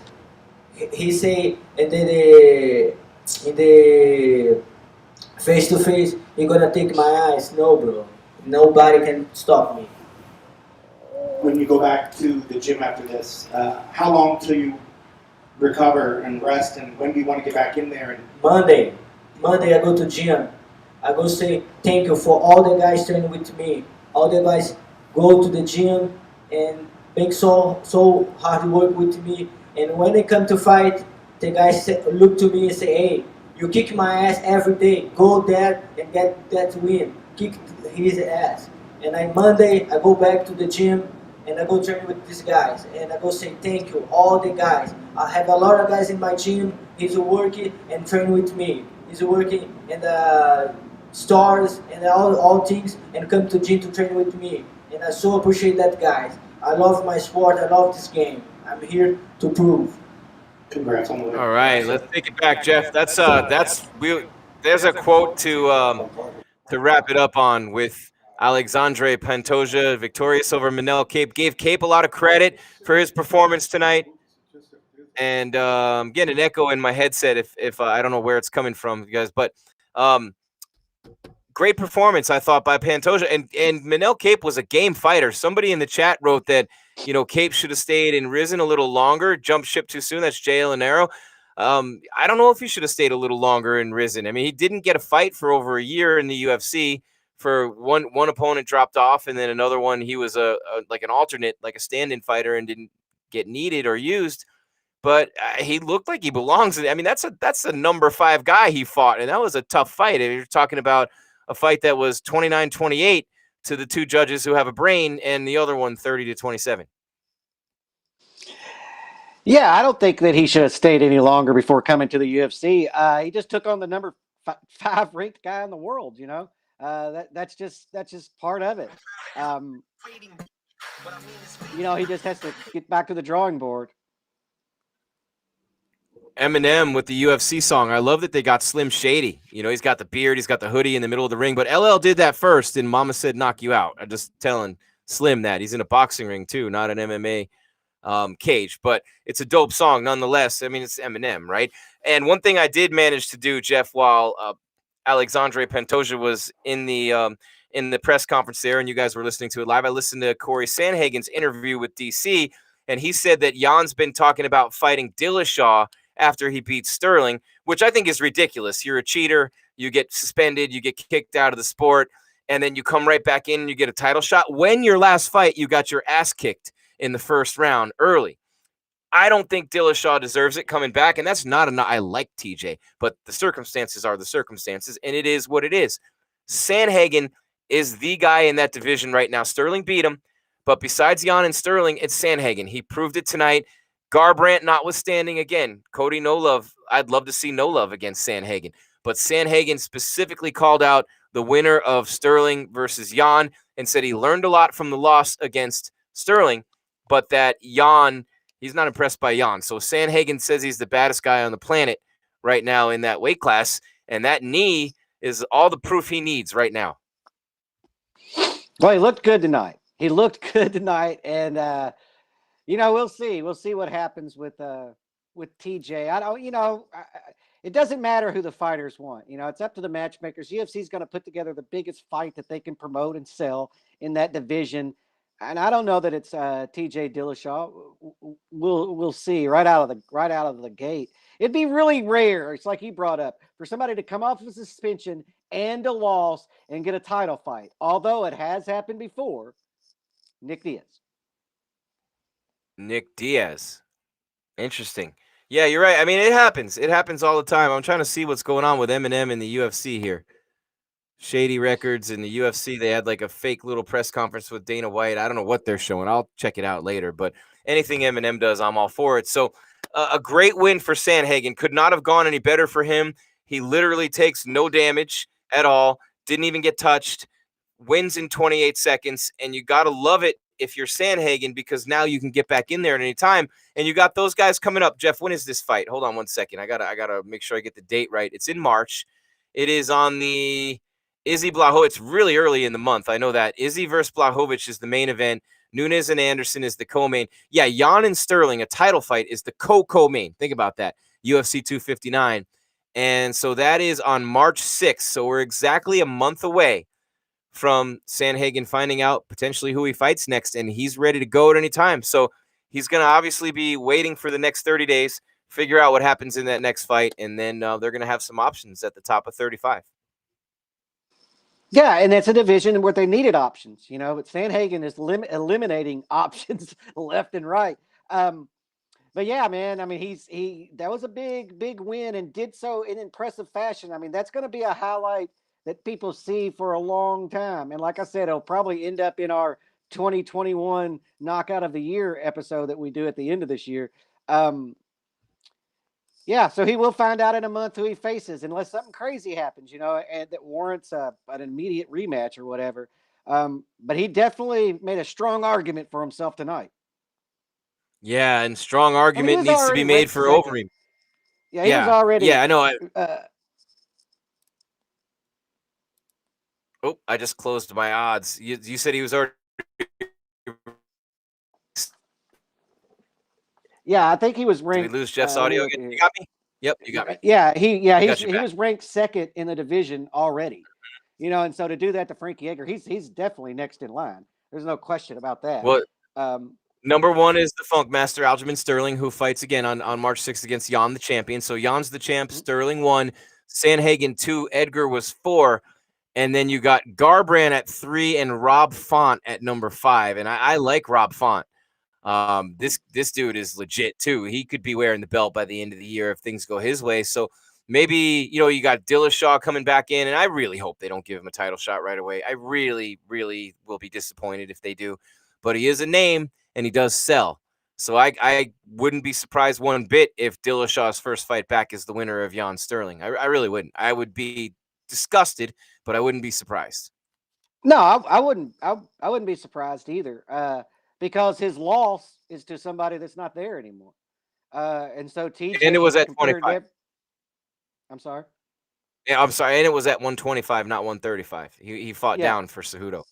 Yeah. Yeah. And so this is his kind of return to his division that he held the title in. And so I don't know, man. Maybe they do, maybe they don't. I mean, I'm with you as a matter of principle. You're coming off of suspension. You don't get a title fight. But at the same time, he's definitely. If Garbrandt's ranked 3rd, then where's TJ? Is TJ now 2nd and Sanhagen 1? Yeah, that's probably the way it'll be. Yep, and Cruz fights Casey Kenny, and Cruz is outside of the top 10, first time in a long time. Dominic Cruz is out of the top 10. Cejudo's retired, so there's some clarification that needs to happen at the top of that division. And I look, I'm not the world's biggest Petr Yan guy either. I'm not. I want to see him win some more fights against top-level competition. Not saying he hasn't. He's great. But is he the best guy in that division, hands down? Not to me, no. I think it was – I just don't think he should have won the belt in a fight against Aldo. Sometimes I think they just make title fights for the sake of making title fights because Aldo was coming off a loss. But it'll be interesting to see how this all shakes out this year. And Overeem and Volkov coming up now. Yeah, they do make title fights sometimes just to make a title fight because that's a great way to sell a fight, especially if you don't know who the two guys are. You put a shiny belt on the line and all of a sudden everybody gets interested. It's good marketing. But yeah, they're running the clip on Overeem. Man, Overeem's been around for so long. So long. I still get goosebumps watching him in Pride. Whenever you see Pride highlights, I get excited. Oh yeah. Soccer kicks. It's still nothing like Pride, man. Pride was I loved Pride. No, and that one of the greatest moments in the Ultimate Fighter history involved Pride, where that guy said, "Pride rules." MFer. But yeah. And Overeem and Volkov coming up, Jeff. Overeem and Volkov. Let's see something here. Now Volkov's 32. He's had 40 fights. Overeem's had 66 fights. Let's see. Alistair Overeem made his pro debut. Now, a reminder, he was a kickboxer on a world level too.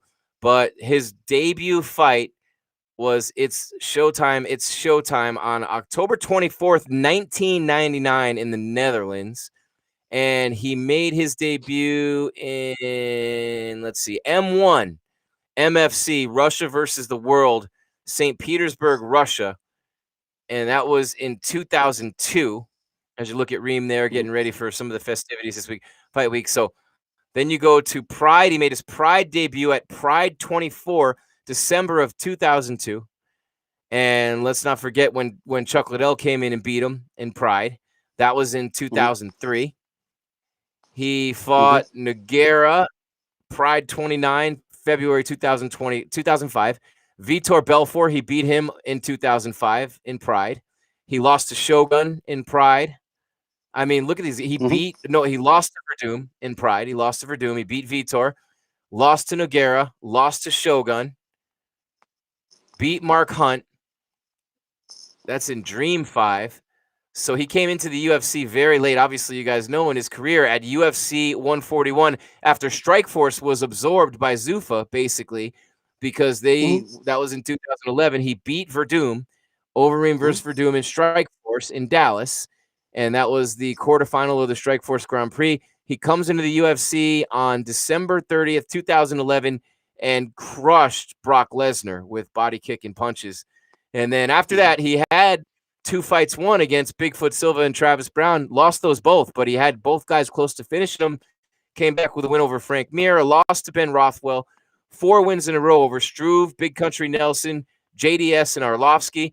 Lost to Stipe, could have won that fight. Remember, he had Stipe really hurt in round number 1 in Cleveland. Beat Mark Hunt in Verdum, lost to Ngannou and Blades, both by TK Pavlovich and Alexei Olenek. Lost to Rosenstruik, had that fight won. 456 of round number 5.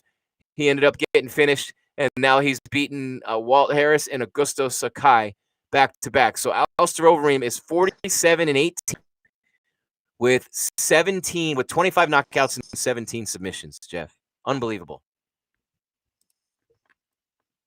It's crazy. It's crazy. I mean, the guy's been around forever. He's fought. Yeah, he's been around you're there, forever, Jeff. man. We He's lost fought the who's who. Okay. And they're getting ready, or they're entering the cage now. Yeah, man. I mean, Overeem's a legend for sure. He's a Hall of Famer. They just got to put him in there. But this is a tough fight for the Reem. And let's not forget Volkov, the former Bellator champ. So we got Strikeforce, Bellator, Pride. Like, we got history, So Volkov was the Bellator heavyweight champion. He beat Richard Hale for that belt. That's a while ago. That was all the way back in 2012. Stayed in Bellator through 2014 and went a couple fights elsewhere. Then back in Bellator for 2 more fights. Then M1 for a couple in Moscow. Defended the M1, won and defended the M1 championship. So we got M1, we got Pride, we got Strikeforce, we got Bellator. And then his last fight in Bellator, he lost to Czech Congo. He came to the UFC to fight Timothy Johnson on November 19th of 2016. And then he beat Nelson, Struve, and Verdum back to back. Pretty damn impressive, right? To beat those 3. Lost to Derek Lewis, had that fight won on October 6th of 2018. You remember at the 449 mark, he actually had really, really outclassed and outperformed Derek Lewis, the Black Beast, that night. And then he beat Greg Hardy, lost to Curtis Blades by unanimous decision. And that was famous last year because Dana said right after the fight, if Blades wants a title fight, he ain't going to get one like that. And then Volkov came back and beat Walt Harris by TKO. Both these guys actually have beaten Walt Harris this past year. And that was by TKO 115 of round number 2 in October. And now he comes back in tonight to fight Overeem.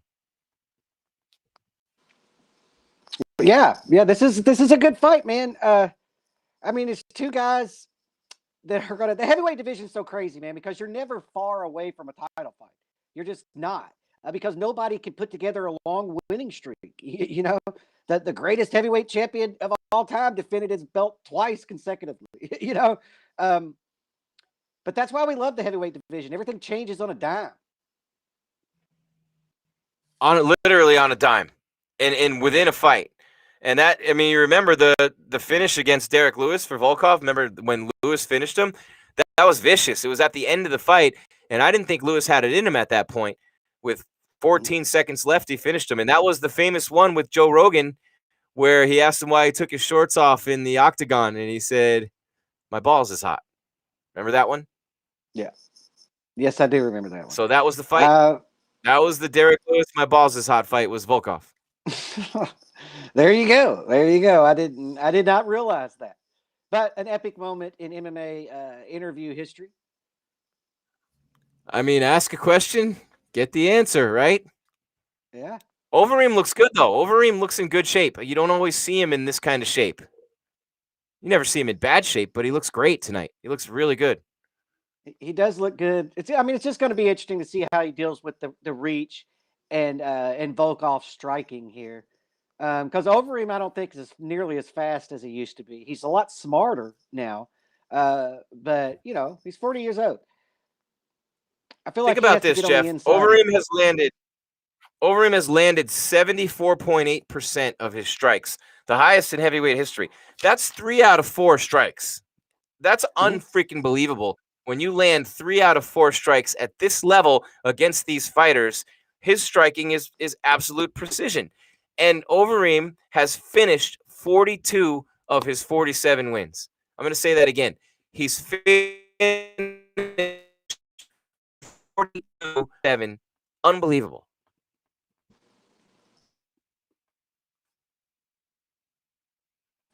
I think Jeff's connection froze again, but we got 6'4" against 6'7".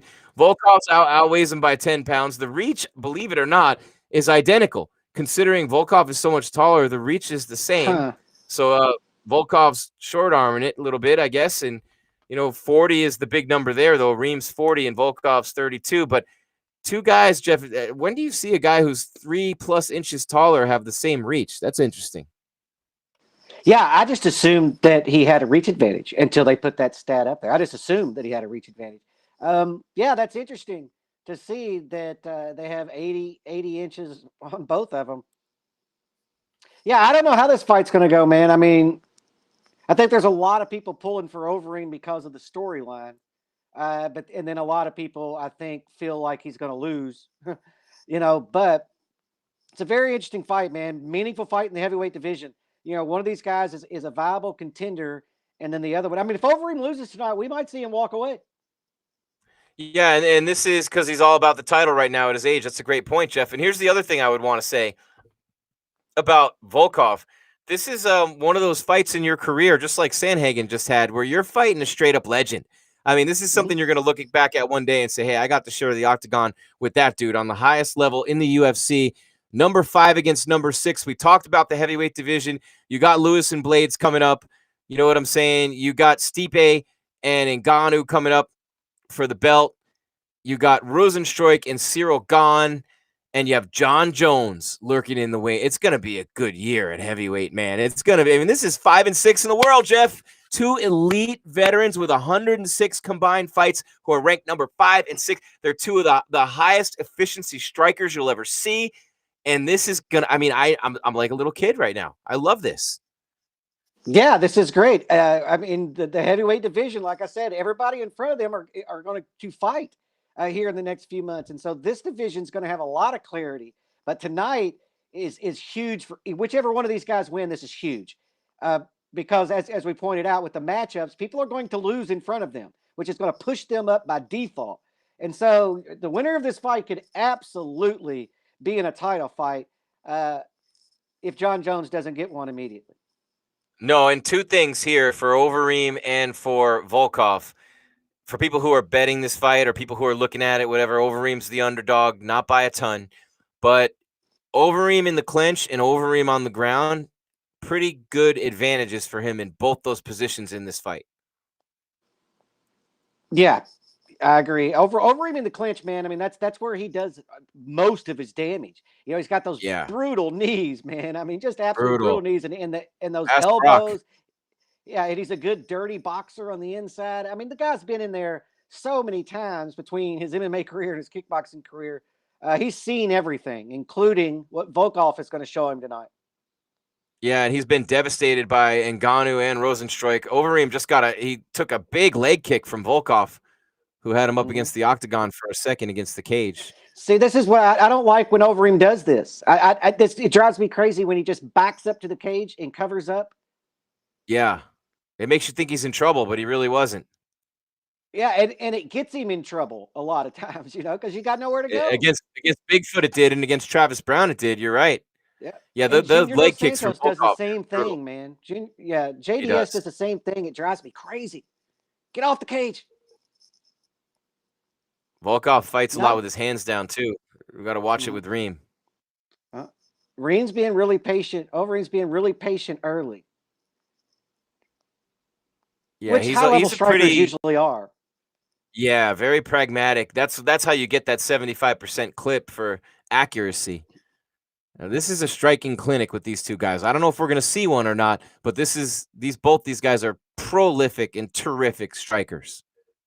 Neither one of them pulled the trigger with their hands yet. Volkov is using kicks, but neither one of them's committing right now.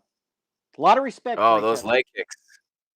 Those leg kicks from Volkov, those don't feel good. There's a lot of meat on the legs of Overeem to aim for and crush right into him with those big lanky legs. Overeem landed a left there. Dennis in the chat room says, right, Jeff, I didn't like it either. I hate it. Just stay there and fight. Meaning when he backs up against the fence, the Reem. I just feel like it gets him in a lot of trouble. It gets you in a lot of trouble. There's nowhere to go. There's nowhere to retreat to. And then whenever you try to go left or right, you can just start kicking out.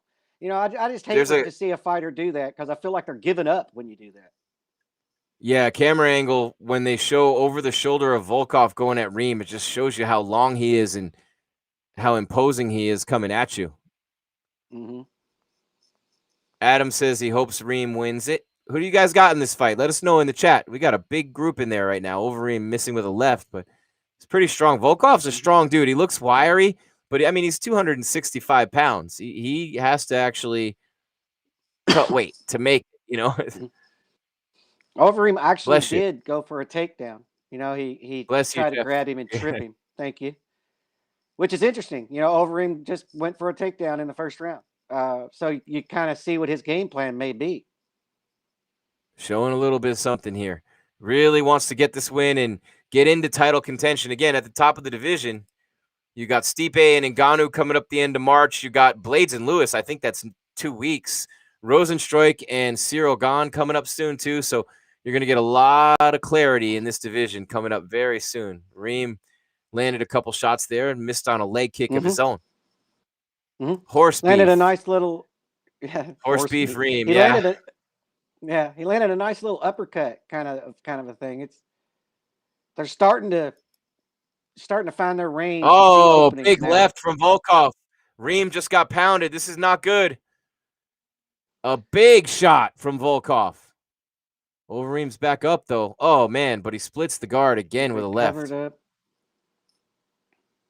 You're just a teeny bit ahead of me. Yeah, he got blasted twice. Overeem got hit pretty hard twice. He's all right though. Yeah. He's back to his feet. Now he knows he's in a fight. Yeah. I mean, good that he took a big shot and then was able to get up and he looks fine. Composed, right? That's the experience we're talking about. That's 66 fight experience right there. There he goes against the cage again. Your favorite position. Mm-hmm. He went against the cage and turtled up a little bit. Yeah. We're throwing up some of your stuff in the chat right now. Yeah, Anderson used to do that, but he's baiting you in and using head movement to dodge your punches. That's not what Overeem and JDS do. They back up and just cover up. It doesn't make any sense. It's like a rope-a-dope move, except you're the dope. As only Jeff Cain could say it. I'm going to leave that one alone. That was perfect. Volkov right up against the cage with Overeem again. And Overeem went for a haymaker of a left. You don't see him usually do that. Oh, and he eats another big right. Overeem's getting crushed in round one. Volkov teeing off right now. Overeem probably going to survive round one, but man, oof.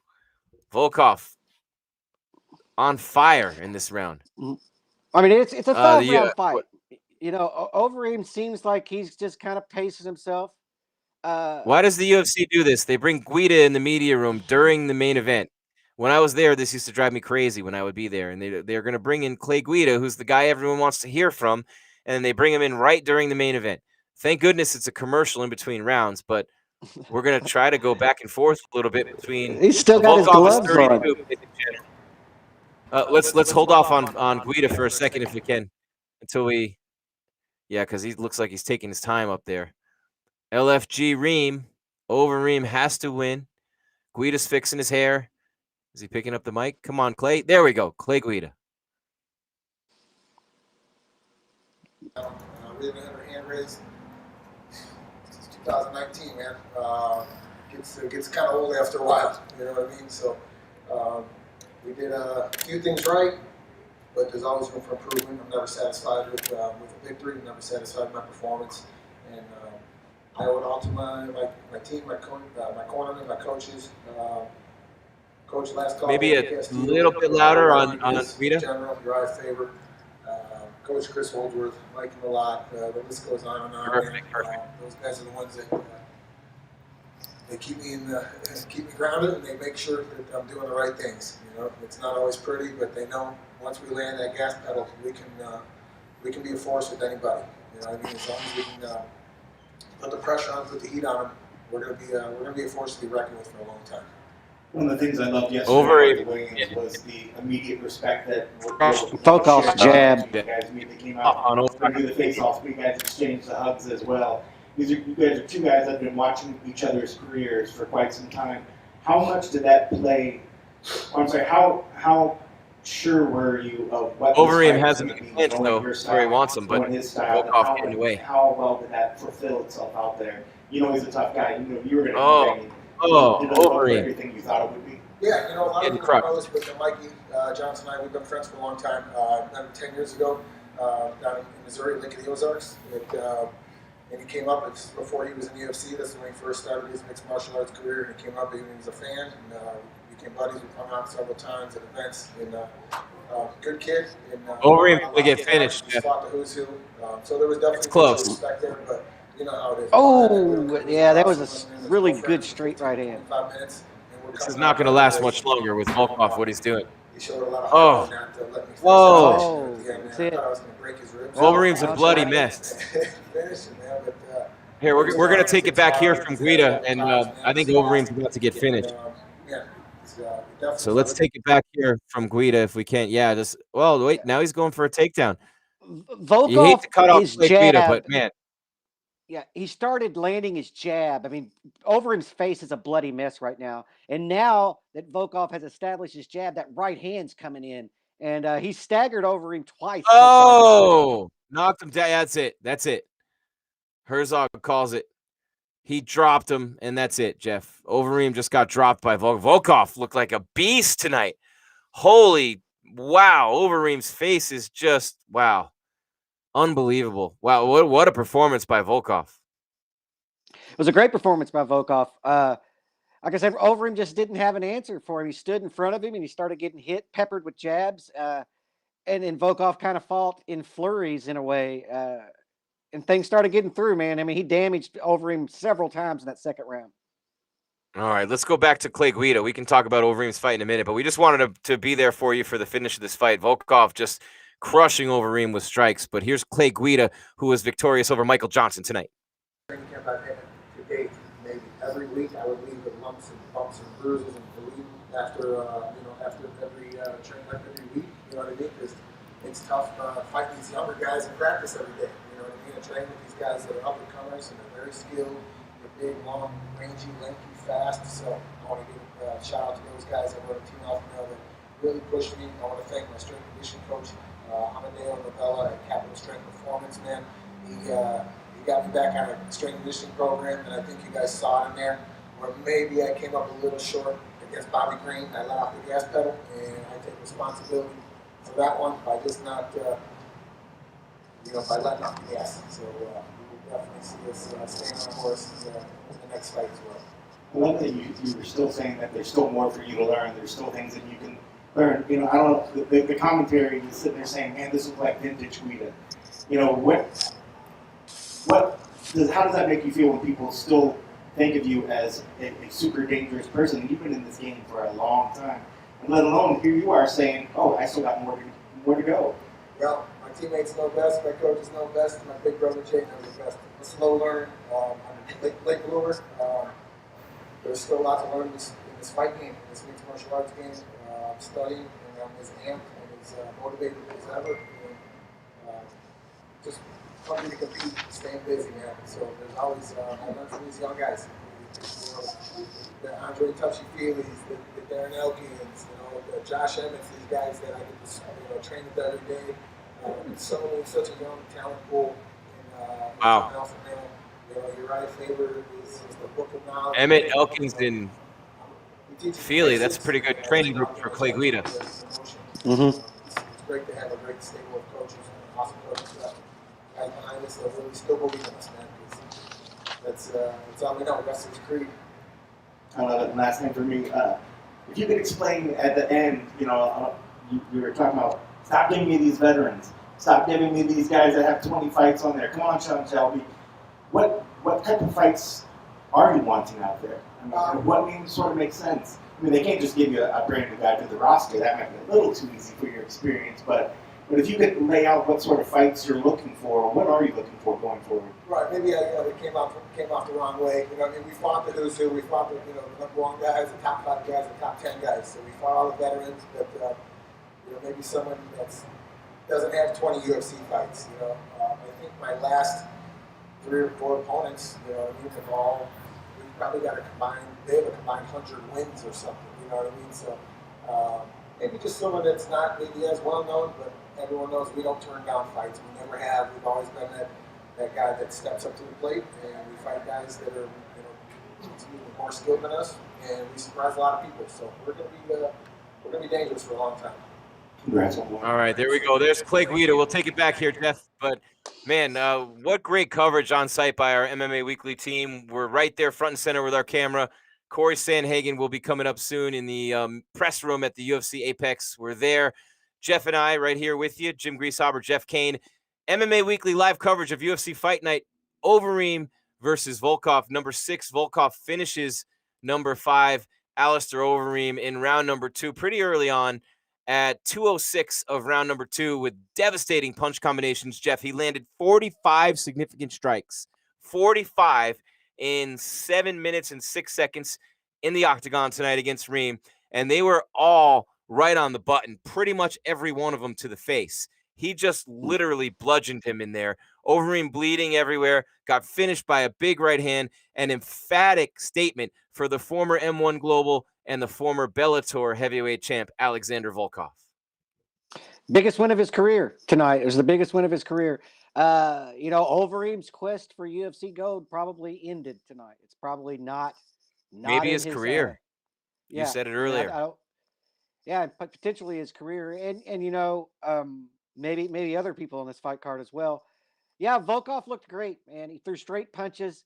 Overeem didn't have anything to answer. He had no answer for it. He couldn't mount any offense, and then he just got battered. So I don't know, man. We might have seen the last of Overeem. What's he have to prove now? He's not going to get a UFC title fight, and so what's the point now? Is this Sanhagen live right now? It's hard to tell because it doesn't look like he fought, but he did with the flying knee. He really didn't have much of a fight. This is Corey Sanhagen, the Sandman, 28-second demolition with a flying knee of Frankie Edgar right here on MMA Weekly. Especially when it's Frankie Edgar, who everyone loves, including myself. But rather him than me. I know you talked a big part about visualization leading into this and, setting up scenarios of how things could end. Was that one of the scenarios? I mean, that was part of the game plan, and by part of the game plan, I mean, I figured he would try to wrestle me. I think he just got really comfortable in the range that I was letting him be in, and I kind of wanted to see what he would do, how fast he was, how he was going to move and stuff. And he threw a couple of hooks, and I was like, ooh, I don't think he's fast enough to, be a huge threat standing. And then I figured he'd probably be lowering his level or stepping in again. And I just threw it. There's not a lot of thinking going on. It's hard for me to break it down like that. There's not a lot of thinking involved. I just jumped and it hit him on the knee. Maybe there's a little bit of lucky roll too.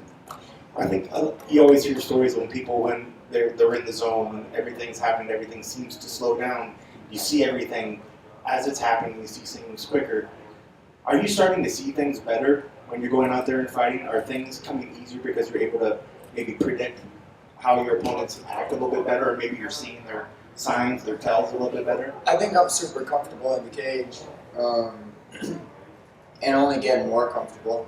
But yeah, it's just how I go out there, man. If I go out there like ready to hurt this person and keep myself safe, which are the two things that I think about, I do good. And yeah, that's that. It's got to be easily probably the biggest win of your career. It's tough. I know you wanted to celebrate immediately in the cage, but then at the same time, you saw somebody that you respect on the ground as well. But tell me a little bit, how good does it feel knowing that you beat the former champion out there? Yeah, I don't know. It's only been about 10 minutes, so I haven't let it sink in too much. But yeah, I'm super pumped that I got to add Frankie to my resume, man. Like, I'm really excited that I got to add it to the resume in that way. And yeah, man, when you step into the cage, and you come away with a win, I'm just really grateful because I know how it feels like to go home a loser, and being a loser sucks in this sport.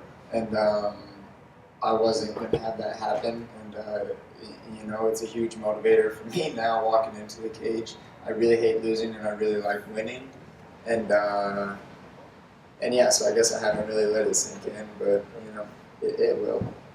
Before you walk out to the cage, what are the last things that your team and your coaches are telling you? What's the last images and thoughts are putting into your head before you walk out there and fight a guy like Frankie Edgar? They don't need to tell me too many things anymore. They actually say that to me now. They're like, yeah, we know we don't need to say too many things now. Everything that I kind of tell them that if you want to say something, say it now. I tell them that a couple of days before because that's when things start getting built up in here. Not 2 minutes before I walk into a cage where a lot is happening in my body and hormones and like a lot of is going on. That's not the time to tell someone what to do, or at least for me personally. Maybe it works for other people, but no, there's no thinking involved. My coaches, I know how to get myself ready now. They know when I'm ready, and I'm having a lot of success being in that place. When you look at yourself and you think that the very best you could be is 100%, where do you feel talent-wise and skill-wise? Where do you think you are right now on the level, and where you can go at some point? Yeah, I mean, I don't really think I still even know that much about the sport, to be honest with you. I think the better I get, the more I realize how not great I am in certain spots, which is a good thing, because I know that, like, comparatively, I'm much better than a lot of people.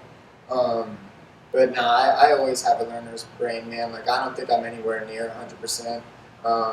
There's so much to be learned in this sport.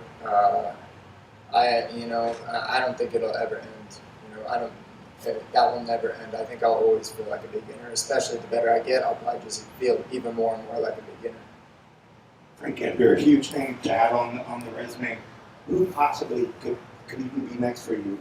Who makes sense next after a win like this? It's got to be the winner, Jan and Sterling, right? Like, I heard Jan do it talking about how he wants to fight TJ after, and TJ's coming off some of the most serious PEDs that you can do in the sport. That seems like, that seems disrespectful to the sport. And, I've been working these last 2 years. I'm ready for the belt. I think I'm better than Jan. So if he wins, I want Jan. Same with Sterling too, though. Like, I'm a different animal. You guys have seen in the last 2 fights. I'm a different animal since that fight with Sterling. I'm grateful that he got to teach me a lesson. But the next time we fight, I'm gonna hurt Aljamain. And I want to fight the winner of that fight in July, or whenever they want, really. But no, man, I got to be next for the title. This whole, like, there's no one else even in the conversation, I don't think, especially after a performance like that. Wow. Congrats on that. No one else in the conversation. Let's keep going with the Sandman. That's it. No, guys, come on. Come on, guys. Someone asking something. Turn us up. Alexandre! You gotta be kidding me. They don't have more questions for Corey Sanhagen after that win and what he just said about Dillashaw. There's no, come on. Come on. It's Super Bowl weekend, Jim. It's Super Bowl weekend. They're wanting to get the hell out of there. You gotta be kidding me, man. Jeff, I'm depressed now. Well, I mean, there's not much to really ask him. He's the number one contender. He says that he is. He said, "Why Dillashaw shouldn't get it?" Bada bing. You know, Am I everything wrong, else chat is room just. peeps? Hit us up, chat room peeps. What would you have asked him right now? I mean, just what he said about Dillashaw, some of the worst steroids. You know what I mean? I need to be next for the title. Just no way Dillashaw should come in. I'm by far the best in the division. I mean, follow up. You want your Sports Center moment? You got to take it. Let's go, guys. Chop. Sorry, I just get Yeah, I frustrated. think that. Yeah, but I mean, I don't know, man. I kind of under the impression that redundancy, just for redundancy's sake, he said everything he needed to say. I mean, you could That was follow the up with short. with like Oh man, Dillashaw, uh, but the I don't. one time John's not there. At least I could get that from John. Yeah, I don't. Oh, I don't. It's I'm Super just. Bowl weekend, man. It's Super Bowl weekend. Everybody's ready to get the hell out of there and go do their Super Bowl stuff. They're But just there waiting for goes Jeff. Volkov to Waiting for Volkov. uh, Yeah, and I don't think Dana's there. I don't think our crew on site's side. And look, when Dana doesn't show up, and Herzog's the main event referee, and there's no John Anik. It's kind of like it's a pretty good fight card though, and in top to bottom, I enjoyed it. And I will say this: the storyline, and I don't know how big of a storyline it is, but the Overeem Magic Carpet Ride comes to a very screeching out of this awful English comes to a screeching halt tonight, literally with Volkov, and that's a nightmare for the UFC because Volkov is not a guy that's going to get a push for a title. He's not really super marketable. He's quiet. He's humble. He's not a guy who's going to move the needle in a big way. And so, what do you do with him next? I mean, here's a guy who worked his way back up after the loss to Lewis, and remember, he had Derek Lewis beat. If he would have beat Derek Lewis, then his whole run in the UFC would be completely different. So for Alexander Volkov, who now has wins over Overeem, and he lost to Curtis Blades, and he lost to Derek Lewis. Those two guys are 3-4, and they're fighting here coming up. So he lost to both of them, but his wins are a fading Verdum, pre-suspension, Walt Harris, and now Overeem. So that does not make a title shot resume to me, or I don't think to anyone, right, Jeff? I mean, I can't see him getting a title shot off of this. It's the heavyweight division. All of those guys in the top 5 have beaten each other, except for Stipe. Stipe sits there, but all those other guys have lost to one And of the Francis. top 5. Well, Francis has only lost to Stipe. Well, he's getting ready to lose to Stipe again or be the champion, so he's really off the table. He's getting his title fight. Everybody else in that division, and it's the heavyweight division, man. I mean, it doesn't last long anyway. No. He could. I mean, his resume is just as good as everybody else's that aren't fighting for the title. So got to let this kind of sort out and see what happens. Yeah. But I don't know. I don't know what they do with him. I mean, I don't think the UFC. Look, most people on the roster don't move the needle. They don't. There's only like 5 guys or girls, 5 athletes, I should say, that really move the needle, and everybody else is just kind of filler content. I hate to put it that way. No, you're right. I mean, it sucks, but that's how you build stars. I'm going to give a name to you, Jeff, and I want to just say real quick, you got Blades Lewis in 2 weeks, you got Rosenstruik and Gane in 3 weeks, and then March 27th, Stipe Ngannou 2. And so you're going to have all kinds of answers coming up here in the next 7 weeks. But when I look at the UFC heavyweight division, the guy who I'm so intrigued by, who stands out to me as a guy who I think is going to be the champion and maybe for a long time, is Ciryl Gane. You're going to see and you're going to learn a lot about him when he fights Rosenstruik. But what a golden opportunity to replace the Yuri Prokoshka Dominic Reyes fight that fell off with Rosenstruik versus Gane. Rosenstruik lost to Ngannou. That's it. Rosenstruik has beaten everybody else and demolished everybody else. Now he has to fight Gane, who's making his way up that ladder. That, to me, is a huge, huge fight because I don't think either Blades or Lewis is ever going to be a champion. Yeah, I mean, who knows down the road? I don't think right now. It's not their time. They're around when Stipe's around and when Ngannou's around, and so I just feel if they're going to be champions, it's not going to be anytime soon. But it's the heavyweight division. You know, I mean, that's the thing about the heavyweight division. It just takes one shot. It doesn't matter who you are, you know? And so who knows? Who knows what's gonna play out in this heavyweight division, man? But the matchups are there. You know, from now until the end of March, the heavyweight division is going to become crystal clear, except for the John Jones part of it. But everything else, Yeah. we're going to know where everybody is and where everybody stands, and who gets the title shot on the next one is going to depend on their performance. You know, Volkov just knocked out or finished Overeem, so one of these heavyweights ranked above him are either need to do that to their opponent, or I don't know that they will keep their position in line. And so a lot's going to play out in the heavyweight division, you know, in the next couple of months. But Volkov, he did what he had to do tonight. You know, he's in the conversation. And, you know, will he get a title shot this next outing? I don't know, but he's at least in the conversation now. Yeah, and look, all these guys, you're right. All these guys, they've literally top of that division. Like Gane is going to get some big fights coming up, and I'm excited to see what he can do. And, you know, Jones is going to come in, and more than likely, he's going to get the Stipe and Ngannou winner. More than likely, John Jones, because I'm not giving that fight to Lewis. I'm not giving that fight to Blades, and I'm definitely not giving that fight to Volkov, Rosenstruik, or Cyril Gane. It is John Jones' fight. It is, if he wants it, and they can work out the money, and they can get everything done, and I'm keeping my fingers crossed that it's Stipe. And I'm sorry, Francis. I love you, my buddy. I do. I love Francis Ngannou, and I think he's going to be a champion. I do. But I want to see the greatest heavyweight against the greatest light heavyweight. Well, I mean, that's, you know, the UFC, it's going to depend on what happens in this Ngannou-Stipe fight. You know, because Ngannou is a star. You know, because he's such a powerful, people just love to watch him. You know, he's scary, man. I mean, you know, he might be the scariest guy on the planet. But Jones is the biggest fight to make in the heavyweight division. He's the biggest star. He's a bigger star than Stipe. I'll say that. And so that's the fight that you want to put together if you can.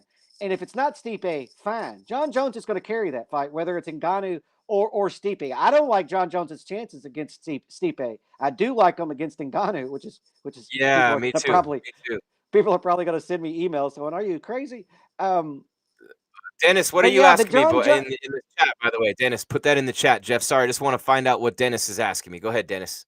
Why don't you think Rosenstruik got this? No, he's not going to get a title shot with a win. He's not. It's going to be John Jones. It's John Jones' title shot to pass on or not make work, especially if Stipe wins. But Jones against Ngannou, Jeff, I love that. You're right. That's a good matchup for John Jones. But they're going to have options. Look, Francis Ngannou has already beaten Blades. He did lose to Derek Lewis, and he did lose to Stipe. And that Ngannou-Lewis fight was just a shitty fight. And you thought it was going to be amazing, and it wasn't. It was god-awful. No. And both guys would admit that. But from two guys who have the bodies of work that they have, who have put on so many incredible performances, not everyone's going to be great. It's just like Woodley Wonderboy 1 was amazing. Woodley Wonderboy 2 was dog shit. But sometimes that happens, right? But I think you have a lot of really good fights at the top of this division. But I keep coming back. Rosenstruik, Cyril Gane, and Ngannou. These are strikers who could all take John Jones' head off. And a lot of people who are in the chat right now, and a lot of people in general, would love to see that. Stipe too. Those guys could literally knock his head into the 5th row. John Jones is walking into a heavyweight division full of killers. 100%. In fact, I don't think John Jones is going to have much success at heavyweight. I just don't. I think that Stipe's faster than John. He's more accurate than John when it comes to striking. Ngannou might be too powerful for John. And then it's a different kind of a deal in the heavyweight division. But I could be wrong. That's why we're going to do it. But you're not going to give John Jones a fight against anyone in the heavyweight division except for the champion. John Jones is undefeated. He's the GOAT. He's the greatest heavyweight or the greatest UFC champion in the history of the promotion. And so why would you put him in there to lose against Volkov, for instance, and waste that title fight? He's going to get a title fight in his first fight. You get one shot with Jones at heavyweight. If he loses the first fight, it's done. You get one shot. It's got to be against Stipe or Francis. It has to be. Nobody else makes sense, Jeff. Nobody. Yeah. Unless you just want to have him go beat up Greg Hardy. I'm all for that. Yeah. I mean, if he loses to Stipe, he can still have fights, right?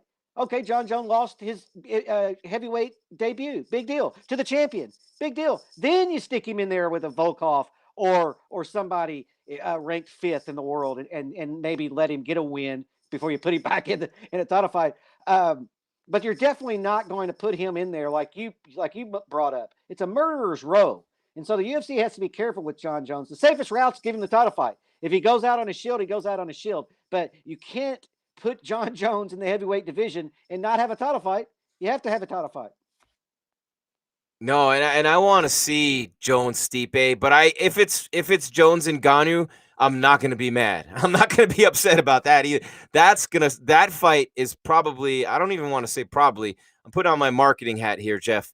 That fight is a bigger draw than Jones Stipe, I think. It's close because of the GOAT versus GOAT, and you could at least argue that Stipe is the heavyweight GOAT because he has the most title defenses and he won the trilogy against DC, but he never fought Prime Cain. And, there's others who are in that conversation because heavyweight is not a division where champions hold on to the belt long historically. And what Stipe's done is freaking incredible. But Stipe against Jones, I wanted to see that fight now. I did not want Francis to get there. If Francis had never lost to Stipe, I'd have been all for making Stipe and Francis now. But I really wanted to see Jones Stipe now because if Stipe loses, we don't get GOAT versus GOAT. And I want to see the GOAT versus GOAT for that second belt. Hey guys, we just got notification Volkov is being transported to the hospital. He injured his foot. So that's all I got from that. So he won't be coming back. Okay. And fight of the night was Fiera and Dariush, and Sanhagen and Volkov got performance bonuses. Thank you very much. Our production team on site. Sanhagen and Volkov got performance bonuses. What about the kid? No, come on, man. They didn't give the money to the kid? The kid with the 26-second knockout in the beginning of the fight card? Ode Osborne didn't get a nickel? Man, come on. You got to give him some. If Dana was there, he would have thrown it. See, this is where we miss Dana White not being there tonight because Dana would have given that kid $50,000. He might still. Well, he'll give him a fight. He's not injured. It was a 26-second fight. And so we've got fights dropping off all these fight cards coming up, So I think what Dana's probably going to do is give that kid a quick turnaround and a little bit of a raise. Yeah, so the post-fight press conference, there's no Dana White. Volkov's going to the hospital, broke off his foot and Overeem's ass. And so now that's no more. We're not going to be sitting here waiting for an hour for the main event fighter to come to the podium, which actually shortens our night, Jeff, by about 30 minutes. So we can wrap this thing up in a few here, but let's keep it going. We got a lot of people in the chat. Let's break down this heavyweight division for a few moments. It's UFC Fight Night live on MMA Weekly, powered by CBD Emporium, featuring Level Select CBD. Go to stayinthefightmma.com, enter the code MMACBD, stay in the fight. And by the way, people are already putting about Khabib and GSP. GSP was training in the snow like Rocky in Siberia. I think this fight might happen this year. I think we're going to see Khabib GSP. If you love the fans, and Dana loves the fans, he knows where his bread is buttered, I think you're going to see Khabib says that's the only person I'm fighting. GSP says that's the only person I'm fighting. You get two of the greatest legends in the history of the sport. One time only, no belt on the line, Khabib GSP. I mean, you might. I just know that it took a long time to get GSP out of retirement to fight Bisping. And so I don't want people to hold their breath on GSP coming back. GSP's been saying he's going to come back ever since he retired, and he's only been back in there the one time. Make the Schmo's dream come true. Make the Schmo's dream come true. Do it at 165. Yeah, I mean, I would want it if I'm Khabib. I want it at a catch weight. If I'm Khabib, I'm not going all the way to 170. And George St. Pierre probably isn't going to make 155. So yeah, I would do it at a catch weight. 65 would be good. Thanks, Adam Rich. Good having you, buddy. Love from New Hampshire, he says. So yeah, it's Arian Trevetti says Dana loves his money. That's why he ain't letting Khabib go. His milkshake attracts all sheiks from Dubai, whatever that means. But Khabib is a great fighter. Yes. So the heavyweight division, we both agree, it has to be Jones against the winner of Stipe and Ngannou. And the only thing that messes that up is ego, Jeff, because when Jones and Dana start talking money, shit just starts going crazy all over the place historically between these guys whenever that comes up, especially recently. And so I could see it be like Jones, I want 30 million, and Dana's like, screw you. I mean, I could see that derailing the fight. But anything else, it's got to be Jones against the winner of Stipe and Ngannou, because then the loser, Stipe might even retire. But if it's whoever loses that fight, you still have the winner of Blades Lewis. You still have the winner of Rosenstruik and Cyril Gane. You still have some good fights. There's John. Yeah, exactly. There's some good fight. John's going to get a title fight. Does John not know we're live? He's standing right in front of the camera. That's yeah, Jones is going to get a title fight because that's the only thing that makes sense for him. Now, what could push that title fight back? What could push it back is Ngannou knocking out Stipe, and then there's the trilogy. That would be crazy. That would be crazy, Jeff. Absolutely. I mean, that could be the monkey wrench in John Jones's plans to fight for the title soon. That could push John Jones not fighting for the title back until towards the end of the year. I'm getting on-site phone calls. I'm getting all kinds of stuff coming my way, and I wish I could share what I just got. Whoa, man. Okay, so something enticing and exciting that I'll share on a future show. But, guys, what an opportunity for Volkov. What an opportunity for Cyril Gane, because he can take Rosenstruik out of the top of that picture. This is the heavyweight division, man. This is where heads fly. This is where bodies roll. This is the division where at any moment in time, just like tonight, Overeem got smashed by Volkov. You don't just lose a fight. You get smashed in the heavyweight division. It's very rare that you get a 5-round Stipe DC fight where there wasn't a lot of damage on the feet from either guy, minus the eye poke that almost took DC's eye out.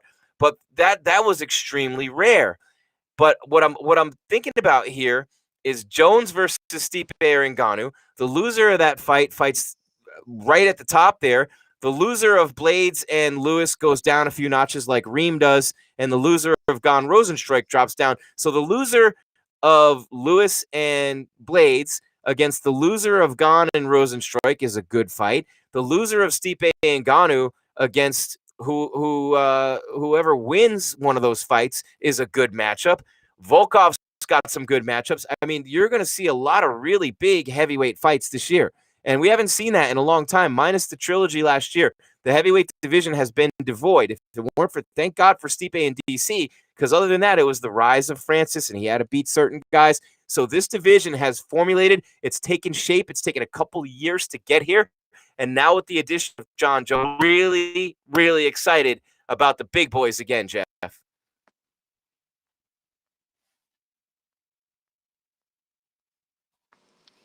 Yeah, the heavyweight division's always gets a lot of attention. I don't know if I'm frozen or not, but nope, you're back. You're back. The heavyweight division always gets a lot. Okay. They get a lot of attention, man. The heavyweight division, it was dead for a while. You brought up Cain Velasquez and fighting Cain in his prime. I don't know that there was ever a prime Cain Velasquez. And the division has just muddled along until Stipe came along. And now Stipe is this heavyweight champion. But I mean, honestly, when you compare Stipe to other champions in other divisions, doesn't look all that impressive. But it's the heavyweight division, and that's what makes it. John Jones inserting in there. I think that the matchmakers have to be really careful in matching losers up against each other, because you don't want Ngannou to lose back-to-back fights. You don't want Rosenstruik to lose back-to-back fights. And so, but they have all kinds of options now. This is a matchmaker's dream, right? This isn't a division that's not deep anymore. It's got some angles to work. Yeah, no doubt. And we have angles to work as well. We don't want the power to get shut off at the Apex or the internet while we're on live. I know our crew's there all night. They've been doing a wonderful job. The camera's right there, front and center in Las Vegas for the weigh-ins, for the fights, for the post-fight press conference. Tomorrow, Jeff and I, 3 p.m. Eastern, 12 Pacific, UFC Fallout, powered by CBD Emporium, featuring Level Select. Jeff, your closing thoughts tonight on this fight night. Now, I want to take you through the card real quick. And it started with Ode Osborne just obliterating Jerome Rivera in 26 seconds of round number 1. We had 4 decisions in a row. We saw the highly heralded prospect Devonte Smith at 160 catch weight. Doctor stoppage TKO over Justin James, who's a wrestling coach and didn't have any success on the ground against Smith. We saw an upset. A plus 200 fighter, Danilo Marquez, upset Mike Rodriguez at light heavyweight to start off the main card. A war that was fight of the night. Dariush and Ferreira, Benil Dariush and Carlos Diego Ferreira at lightweight. A split decision win for Dariush. Fight of the night for those guys. We saw Alexandre Pantosia, a decision unanimous over Manel Kape in his UFC debut. Clay Guida dominated Michael Johnson, 30-27 across the board.